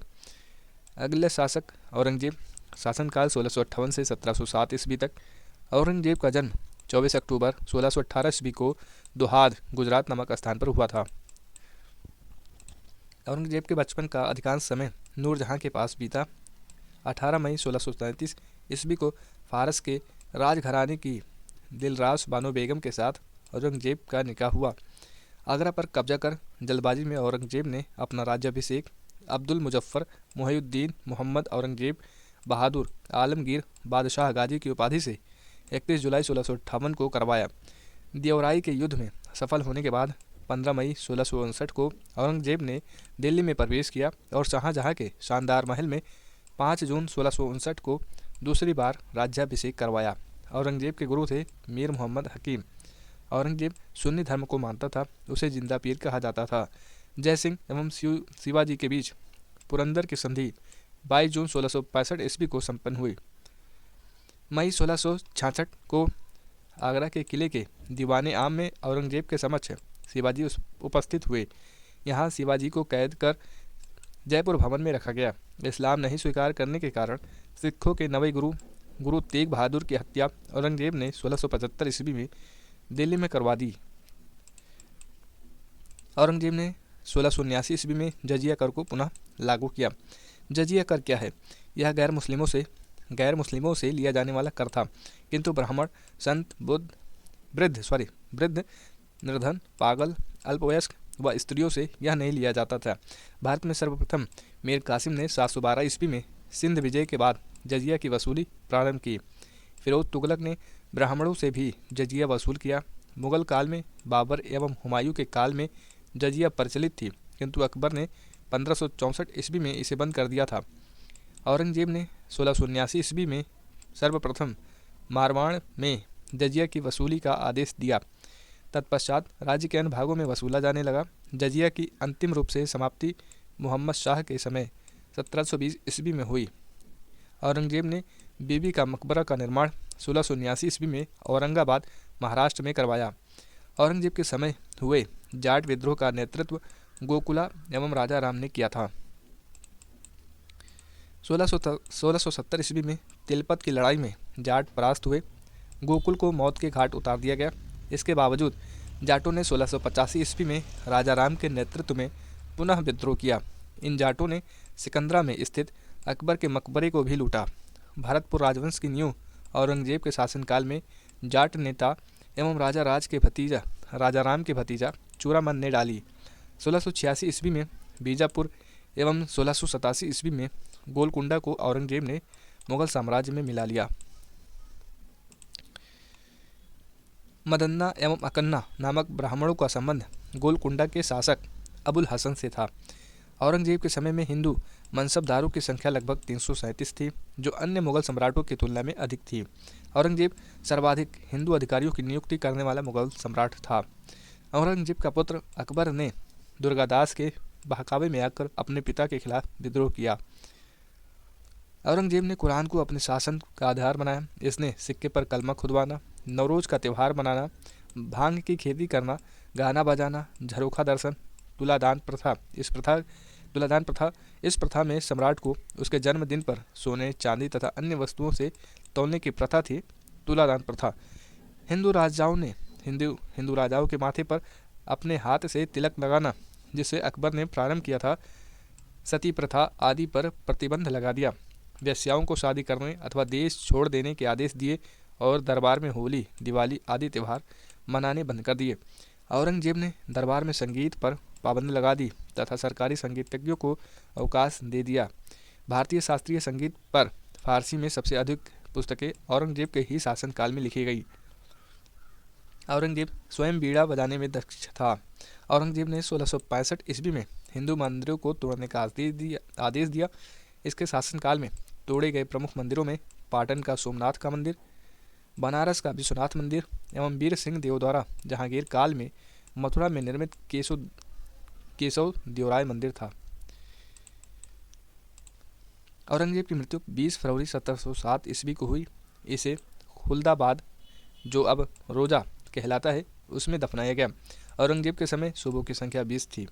औरंगजेब दारुल हर्ब यानी काफिरों का देश दारुल हर्ब को दारुल इस्लाम यानी इस्लाम का देश में परिवर्तित करने को अपना महत्वपूर्ण लक्ष्य मानता था। नोट: औरंगजेब के शासनकाल में मुगल सेना में सर्वाधिक हिंदू सेनापति थी। ये पॉइंट याद करने योग्य है। फ्रांसीसी यात्री फ्रांकोइस बर्निवर औरंगजेब के चिकित्सक थे। अगला टॉपिक है मुगल शासन व्यवस्था। मंत्री परिषद को विजारत कहा जाता था। बाबर के शासनकाल में वजीर पद काफ़ी महत्वपूर्ण था। सम्राट के बाद शासन के कार्यों को संचालित करने वाला सबसे महत्वपूर्ण अधिकारी वकील था, जिसके कर्तव्यों को अकबर ने दीवान, मीरबख्शी, सद्र व मीर समन में विभाजित कर दिया। औरंगजेब के समय में असद खान ने सर्वाधिक 31 वर्षों तक दीवान के पद पर कार्य किया। मीरबख्शी द्वारा सरखत नाम के पत्र पर हस्ताक्षर के बाद ही सेना को हर महीने वेतन मिल पाता था। जब कभी सद्र न्याय विभाग के प्रमुख का कार्य करता था, तब उसे काजी कहा जाता था। लगानहीन भूमि यानी मदद इमास का निरीक्षण सद्र करता था। सम्राट के घरेलू विभागों का प्रधान मीर समात कहलाता था। सूचना व गुप्तचर विभाग का प्रधान दरोगा ए डाक चौकी कहलाता था। शरीयत के प्रतिकूल कार्य करने वालों को रोकना, आम जनता के दुष्चरित्रता से बचाने का कार्य मुहतसिब नामक अधिकारी करता था। प्रशासन की दृष्टि से मुगल साम्राज्य का बंटवारा सूबों में और सूबों का सरकार में, सरकार का परगना या महल में और महाल का जिला या दस्तूर में और दस्तूर ग्राम में बटे थे। प्रशासन की सबसे छोटी इकाई ग्राम थी, जिसे मावदा या दीह कहते थे। मावदा के अंतर्गत छोटी छोटी बस्तियों को नागला कहा जाता था। मुगल काल के प्रमुख अधिकारी एवं कार्य: पद सूबेदार, कार्य प्रांतों में शांति स्थापित करना यानी प्रांत कार्यकारिणी का प्रधान, दीवान प्रांतीय राजस्व का प्रधान, सीधे शाही दीवान के प्रति जवाबदेह। बख्शी, इनका कार्य प्रांतीय सैन्य प्रधान का कार्य होता था। फौजदार, जिले का प्रधान। फौजी अधिकारी आमिल या अमलगुजार, जिले का प्रमुख राजस्व अधिकारी। कोतवाल, नगर प्रधान। सिकदार, परगने का प्रमुख अधिकारी आमिल। ग्राम के कृषकों से प्रत्यक्ष संबंध बनाना एवं लगान निर्धारित करना। ये कुछ प्रमुख कार्य और उनके अधिकारी के बारे में चर्चा की गई। शाहजहां के शासनकाल में सरकार एवं परगना के मध्य वकला है कि चकला नाम की एक नई इकाई की स्थापना की गई थी। भूमि कर के विभाजन के आधार पर मुगल साम्राज्य की समस्त भूमि 3 वर्गों में विभाजित थी। पहला है खालसा भूमि, यानी प्रत्यक्ष रूप से बादशाह के नियंत्रण में थी। दूसरा है जागीर भूमि, तनख्वाह के बदले ही दी जाने वाली भूमि थी। तीसरा है सयूरगल या मदद इमास, अनुदान में दी गई लगानहीन भूमि, इसे मिल्क भी कहा जाता था। शेर शाह द्वारा भू राजस्व हेतु अपनाई जाने वाली पद्धति राई का उपयोग अकबर ने भी किया था। अकबर के द्वारा करोड़ी नामक अधिकारी की नियुक्ति 1573 ईस्वी में की गई थी। इसे अपने क्षेत्र से 1 करोड़ दाम वसूल करना होता था। 1580 ईस्वी में अकबर ने दहशाला नाम की नवीन कर प्रणाली प्रारंभ की। इस व्यवस्था को टोडरमल बंदोबस्त भी कहा जाता है। इस व्यवस्था के अंतर्गत भूमि को 4 भागों में विभाजित किया गया। पोतल, पहला है पोलज। ये नियमित रूप से खेती यानी वर्ष में 2 बार फसल उगाने वाली भूमि होती थी। दूसरा है प्रति, 1 या 2 वर्ष के अंतराल पर खेती। तीसरा है चाचर, 3 से 4 वर्ष के अंतराल पर खेती। और 5वां है बंजर, यानी खेती योग्य भूमि नहीं, इस पर लगान नहीं वसूला जाता था। तो 4 प्रकार की भूमि होती थी: पोलज, प्रति, चाचर, बंजर। 1570 से 71 ईस्वी में टोडरमल ने खालसा भूमि पर भू राजस्व की नवीन प्रणाली जब्ती प्रारंभ की। इसे कर निर्धारण की 2 श्रेणी थी। इसमें कर निर्धारण की 2 श्रेणी थी, एक को तखशीश एवं दूसरे को तहसील कहती थी। औरंगजेब ने अपने शासनकाल में नस्क प्रणाली को अपनाया और भू राजस्व की राशि को उपज का आधा कर दिया। मुगल काल में कृषक 3 वर्गों में विभाजित थे। पहला खुदकास्त, वे किसान उसी गांव की भूमि पर खेती करते थे जहां के निवासी थे। दूसरा पाही कास्त, ये दूसरे गांव जाकर कृषि कार्य करते थे। और तीसरा है मुजारियन, खुद कास्त कृषकों से भूमि किराए पर लेकर कृषि कार्य करते थे। मुगल काल में नील उत्पादन के प्रसिद्ध केंद्र आगरा, भरतपुर के बयाना तथा गुजरात में सरखेज थे। सबसे उत्तम प्रकार का नील बयाना क्षेत्र एवं सरखेज में पैदा होता था। अफीम मुख्यतः मालवा एवं बिहार में होता था। शोरा उत्पादन का प्रमुख केंद्र बिहार था। कपड़ा उद्योग के अंतर्गत ददनी प्रथा का प्रचलन था। इसका तात्पर्य कारीगरों को अग्रिम भुगतान से था। उत्तम श्रेणी का ऊनी वस्त्र और शॉल कश्मीर तथा लाहौर में तैयार होता था। मुगल काल में रुपये की सर्वाधिक ढलाई औरंगजेब के समय में हुई। आना सिक्के का प्रचलन शाहजहां ने करवाया। जहांगीर ने अपने समय में सिक्कों पर अपनी आकृति बनवाई, साथ ही उस पर अपना एवं नूरजहां का नाम अंकित करवाया। मुगल कालीन लगान वसूल करने की व्यवस्थाएं। गल्ला बख्शी, ये क्या होता है?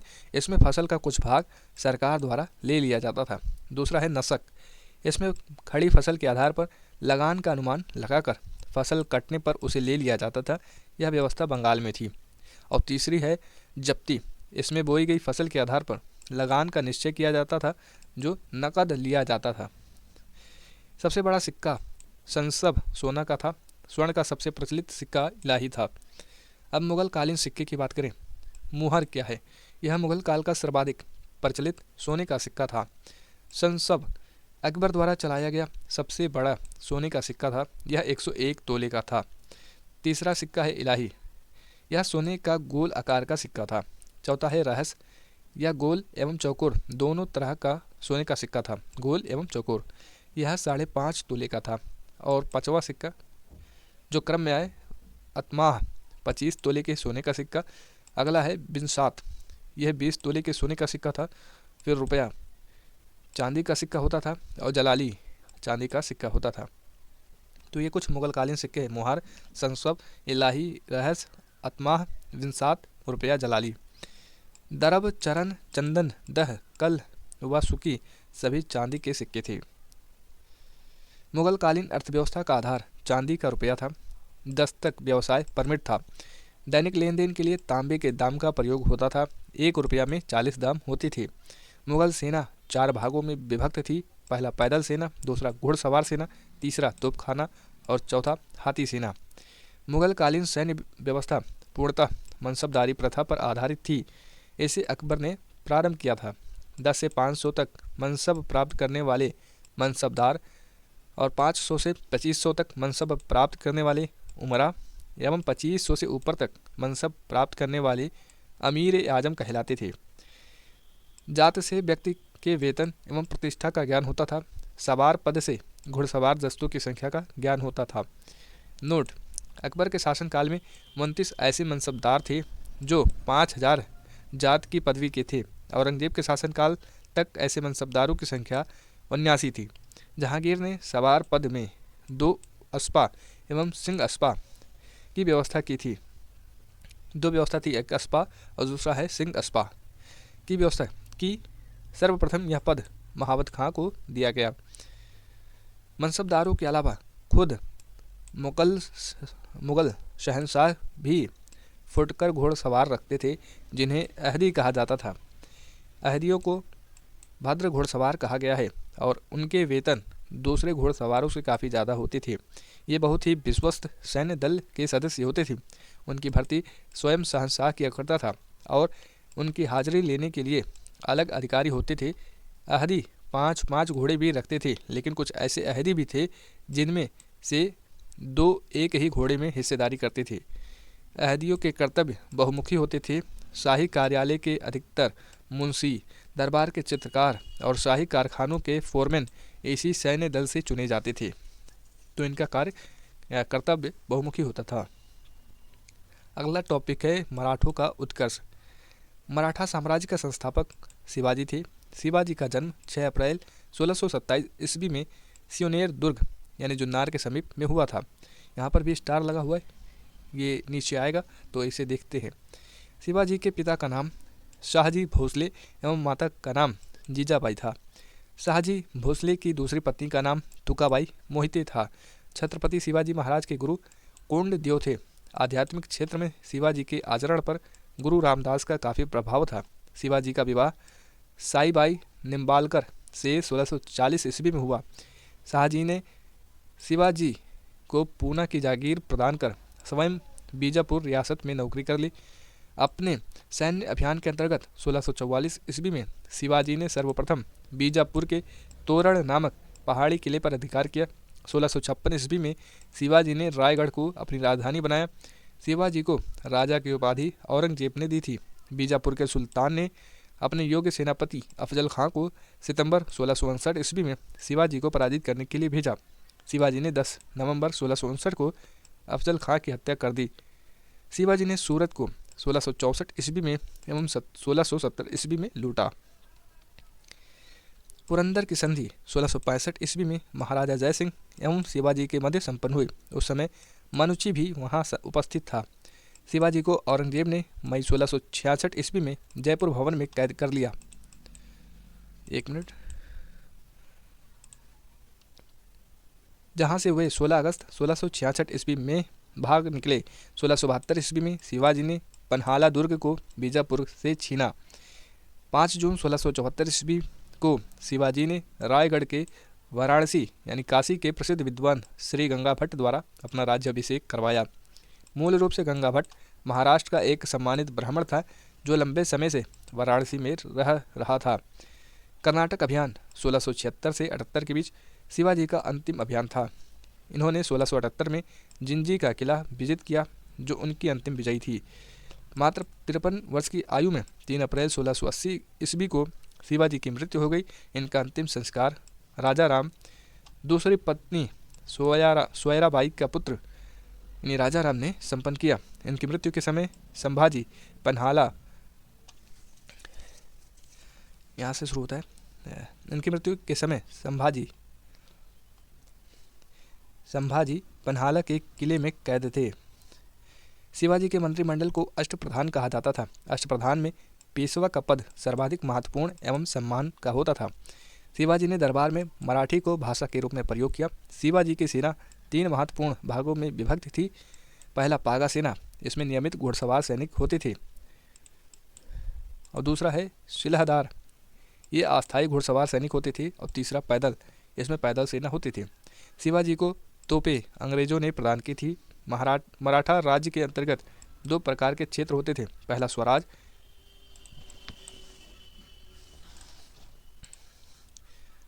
है स्वराज, जो क्षेत्र प्रत्यक्षतः मराठों के नियंत्रण में थे, उन्हें स्वराज क्षेत्र कहा जाता था। दूसरा है मुगतई यानी मुल्क कदीम, यह वह क्षेत्र था जिसमें वे चौथ एवं सरदेशमुखी वसूल करते थे। नोट: चौथ एवं सरदेशमुखी स्वराज से नहीं लिए जाते थे, बल्कि उन जगहों से लिए जाते थे जहां मुगल या दक्कनी राजाओं का शासन था। चौथ भूराजस्व का 1/4 था जो मराठों के उस क्षेत्र पर आक्रमण नहीं करने के लिए दिया जाता था। सरदेशमुखी 10% का अतिरिक्त अधिभार था जो उस क्षेत्र से लिया जाता था जो मुगलों के अधीन था, पर मराठा उस पर दावा करते थे। जो स्टार आपने ऊपर देखा था, इसका प्रकाशन इसमें हुआ है। कुछ अन्य स्रोतों में शिवाजी का जन्म 19 फरवरी 1630 में बताया गया है। आप यहाँ पर देख सकते हैं, जैसे ये स्टार था, यहाँ 1627 में दिया गया है, लेकिन यहाँ पर कुछ प्रकाशन में 1630 बताया गया है। यह है मराठा एम्पायर 1759 ईस्वी के आसपास, ये पूरा मराठा एम्पायर था। महाराष्ट्र के प्रमुख संत, पहला है ज्ञानदेव या ज्ञानेश्वर, 1275 से 1296 ईस्वी, महाराष्ट्र के भक्ति आंदोलन के जनक, मराठी भाषा और साहित्य के संस्थापक। भागवत गीता पर भावार्थ दीपिका नामक बृहत टीका लिखी, जिसे सामान्य रूप से ज्ञानेश्वरी के नाम से जाना जाता है। बरकरी संप्रदाय के प्रवर्तक, ये बरकरी संप्रदाय के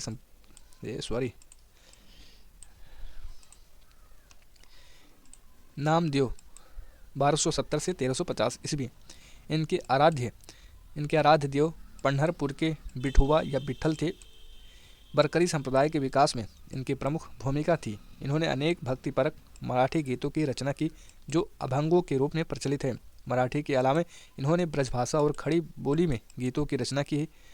नामदेव को सगुण एवं निर्गुण संतों के बीच की कड़ी माना जाता है। इनमें कुछ पद गुरु ग्रंथ साहिब में संकलित हैं। मुखबानी नामक पुस्तक में इनकी रचनाएं संग्रहित हैं। तीसरे हैं एकनाथ, 1533 ईस्वी से 1599 ईस्वी के बीच। इन्होंने रामायण पर भावार्थ रामायण नामक टीका लिखा। चौथे हैं तुकाराम, इनका टाइम पीरियड 1598 से 1650 ईस्वी। इन्होंने भक्तिपरक कविताएं लिखी जिन्हें अभंग कहा जाता है। ये अभंग भक्तिपरक काव्य के ज्योतिपुंज हैं।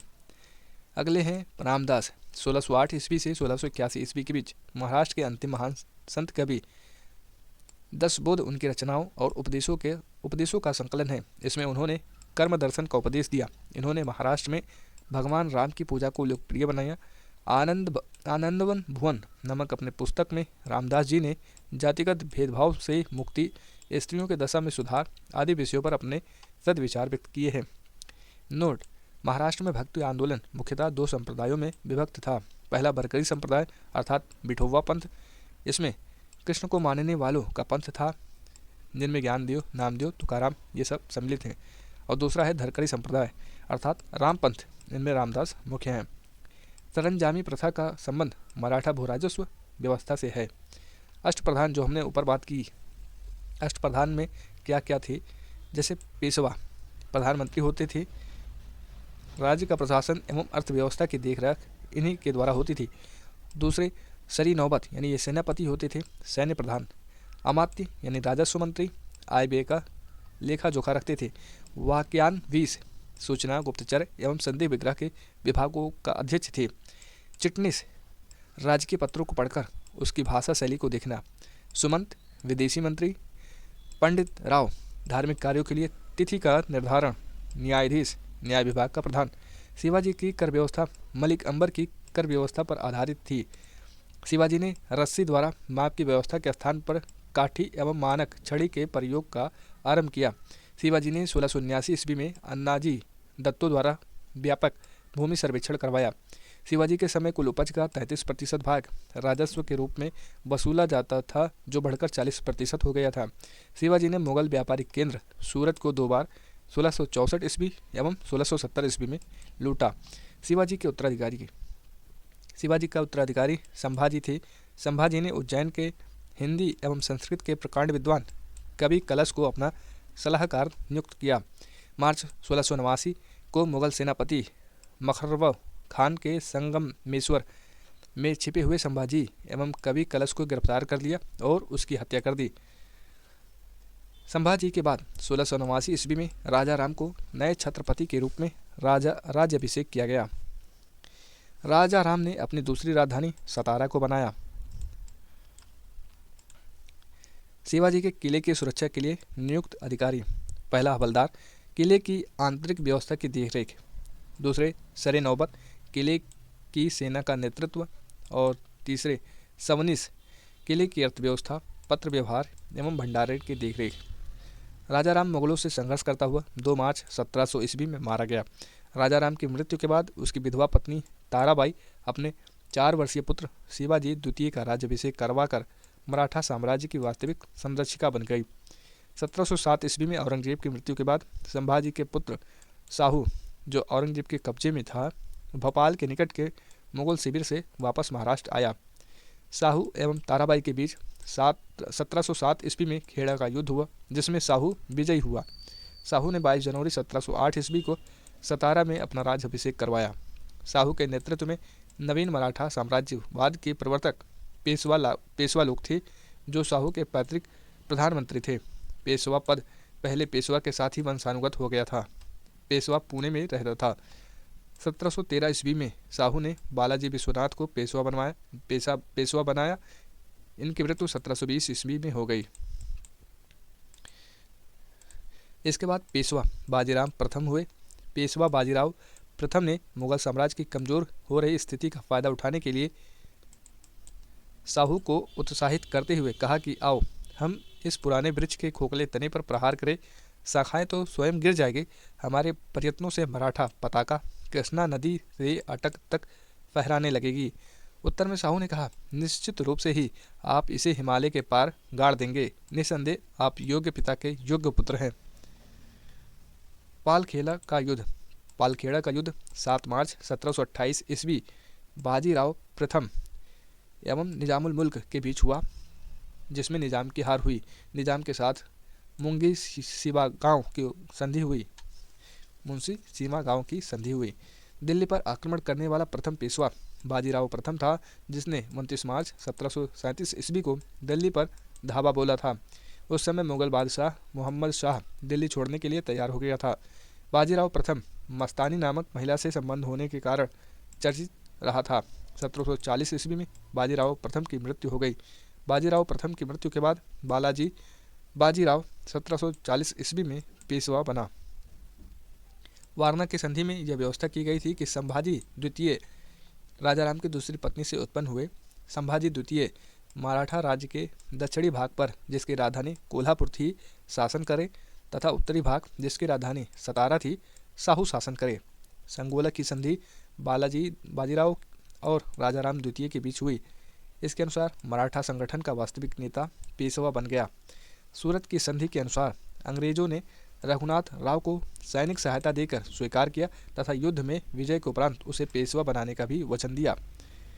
नोट: बाजीराव को नाना साहब के नाम से भी जाना जाता था।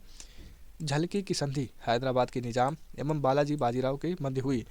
बालाजी बाजीराव के समय में ही पानीपत का तृतीय युद्ध 14 जनवरी 1761 तृतीय युद्ध हुआ, जिसमें मराठों की हार हुई। इस हार को नहीं सह पाने के कारण बालाजी की मृत्यु 1761 ईस्वी में हो गई।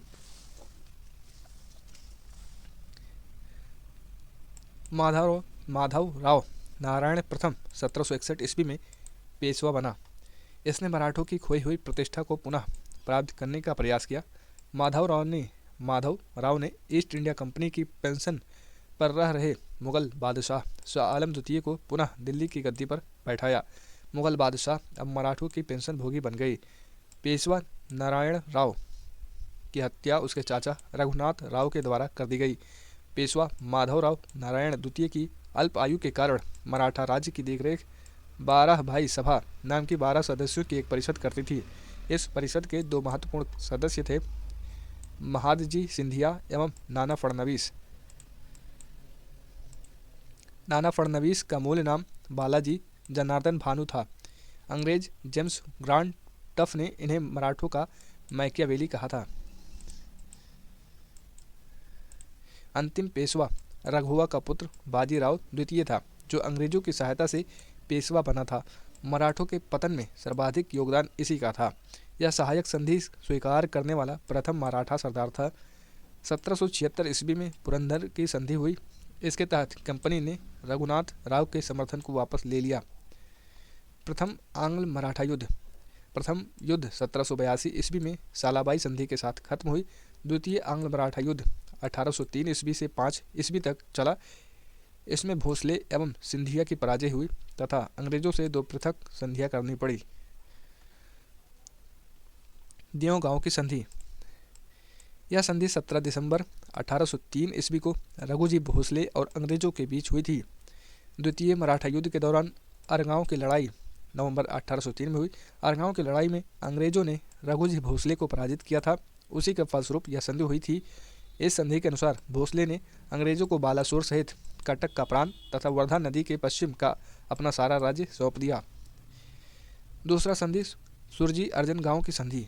यह संधि 30 दिसंबर 1803 ईस्वी को दौलत राव सिंधिया एवं अंग्रेजों के बीच हुआ। इसके अनुसार उसने अंग्रेजों को गंगा और यमुना के बीच का अपना सारा राज्य तथा जयपुर, जोधपुर एवं गोहद के राजपूत राज्यों के उत्तर के अपने किले और राज्य दे दिए।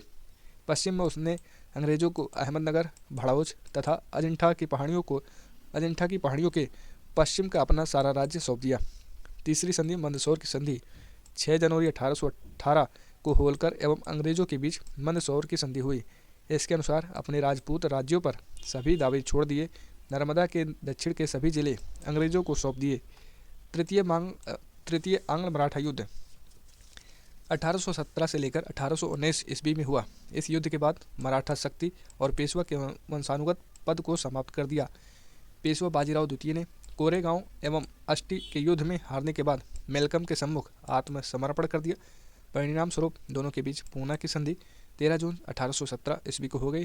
अंग्रेजों ने पेशवा के पद को समाप्त कर बाजीराव द्वितीय को पुणे से हटाकर कानपुर के निकट बिठूर में पेंशन पर जीने के लिए भेज दिया, जहां 1853 में इसकी मृत्यु हो गई। वीडियो काफ़ी लंबा हो जा रहा है, इसके लिए मैं माफ़ी चाहूँगा, लेकिन मैं सोच रहा हूँ कि एक ही वीडियो में ख़त्म कर दूँ, जिससे दूसरे वीडियो की ज़रूरत आपको ना पड़े। और वीडियो लंबा होने के कारण कुछ पढ़ने में भी गलती हो जा रही हैं, क्योंकि स्क्रीन के सामने टिके रहना काफ़ी समस्याजनक बात होती है। अब है मराठा प्रशासन। यहाँ पर कुछ दिक्कत हो रही है। मराठा प्रशासन। पूना में स्थित पेशवा का सचिवालय मराठा प्रशासन का केंद्र था, जिसे हजूर दफ्तर कहते थे। मराठा राज्य में सूबे को प्रांत, तरफ अथवा परगने को महल कहते थे। बड़े प्रांत सर सूबेदार के अधीन होते थे। इसके अधीनस्थ मामलतदार होते थे, जो सीधे केंद्रीय दफ्तर को ब्यौरा देते थे। देशमुख तथा देशपांडे अन्य जिलाधिकारी थे, जो मामलतदार पर नियंत्रण के रूप में कार्य करते थे। कारकून नामक जिले का अधिकारी विशेष घटनाओं की सूचना सीधे केंद्र को देता था। महल का मुख्य कार्यकर्ता हवलदार होता था तथा मजमूदार और फड़नवीस उसकी सहायता करते थे। ग्राम का मुख्य अधिकारी पटेल होता था, जो कर संबंधी न्यायिक एवं प्रशासनिक कार्य करता था। पटेल के नीचे कुलकर्णी होता था, जो ग्राम की भूमि का लेखा रखता था। कुलकर्णी के नीचे चौगुले होता था, जो पटेल की सहायता करता था तथा कुलकर्णी की लेख की देखभाल करता था। पोतदार सिक्कों के निर्धारित भार तथा धातु की शुद्धता की जांच करता था। इसके अतिरिक्त ग्राम 12 बलूटे यानी शिल्पी तथा 12 अलूटे सेवक होते थे। कोतवाल नगर का मुख्य प्रशासक होता था। गांव में चौकीदार, जिसे जागला भी कहते थे, चौकीदार अपराधियों के पता लगाने का काम करता था। अस्थायी भूस्वामित्व प्राप्त लोग मिरासदार कहलाते थे। बटाईदार भूस्वामी उपरिस कहलाते थे। नोट: पेशे से लुटेरे पिंडारी पालपट्टी नामक कर वसूल करने के बदले में मराठा सेना के प्रत्येक अभियान में उनके साथ जाते थे। अपने लूट के माल में से वे सरकार को 25% हिस्सा देते थे। मराठा साम्राज्य के अंतिम छत्रपति शाहजी अप्पा साहेब थे। यहाँ पर देख सकते हैं सिंधिया ग्वालियर में, होलकर इंदौर में, गायकवाड़ बड़ौदा में, भोसले नागपुर में, पेशवा पूना में पड़ता है। यहाँ हमारा चैप्टर ख़त्म होता है। ये पूरा मध्यकालीन इतिहास जो कि लूसेंट में था, अपडेटेड वर्जन में था, 2025 का है, उसे कंप्लीट करा दिया गया है। अगर आपको थोड़ा सा वीडियो भी अच्छा लगा हो तो वीडियो को लाइक कर दीजिएगा और हमारे इस चैनल से भी जुड़ जाइएगा, क्योंकि इसी तरीके से और भी वीडियोज़ आते रहेंगे जो काफ़ी आपको मदद पहुंचा सकते हैं।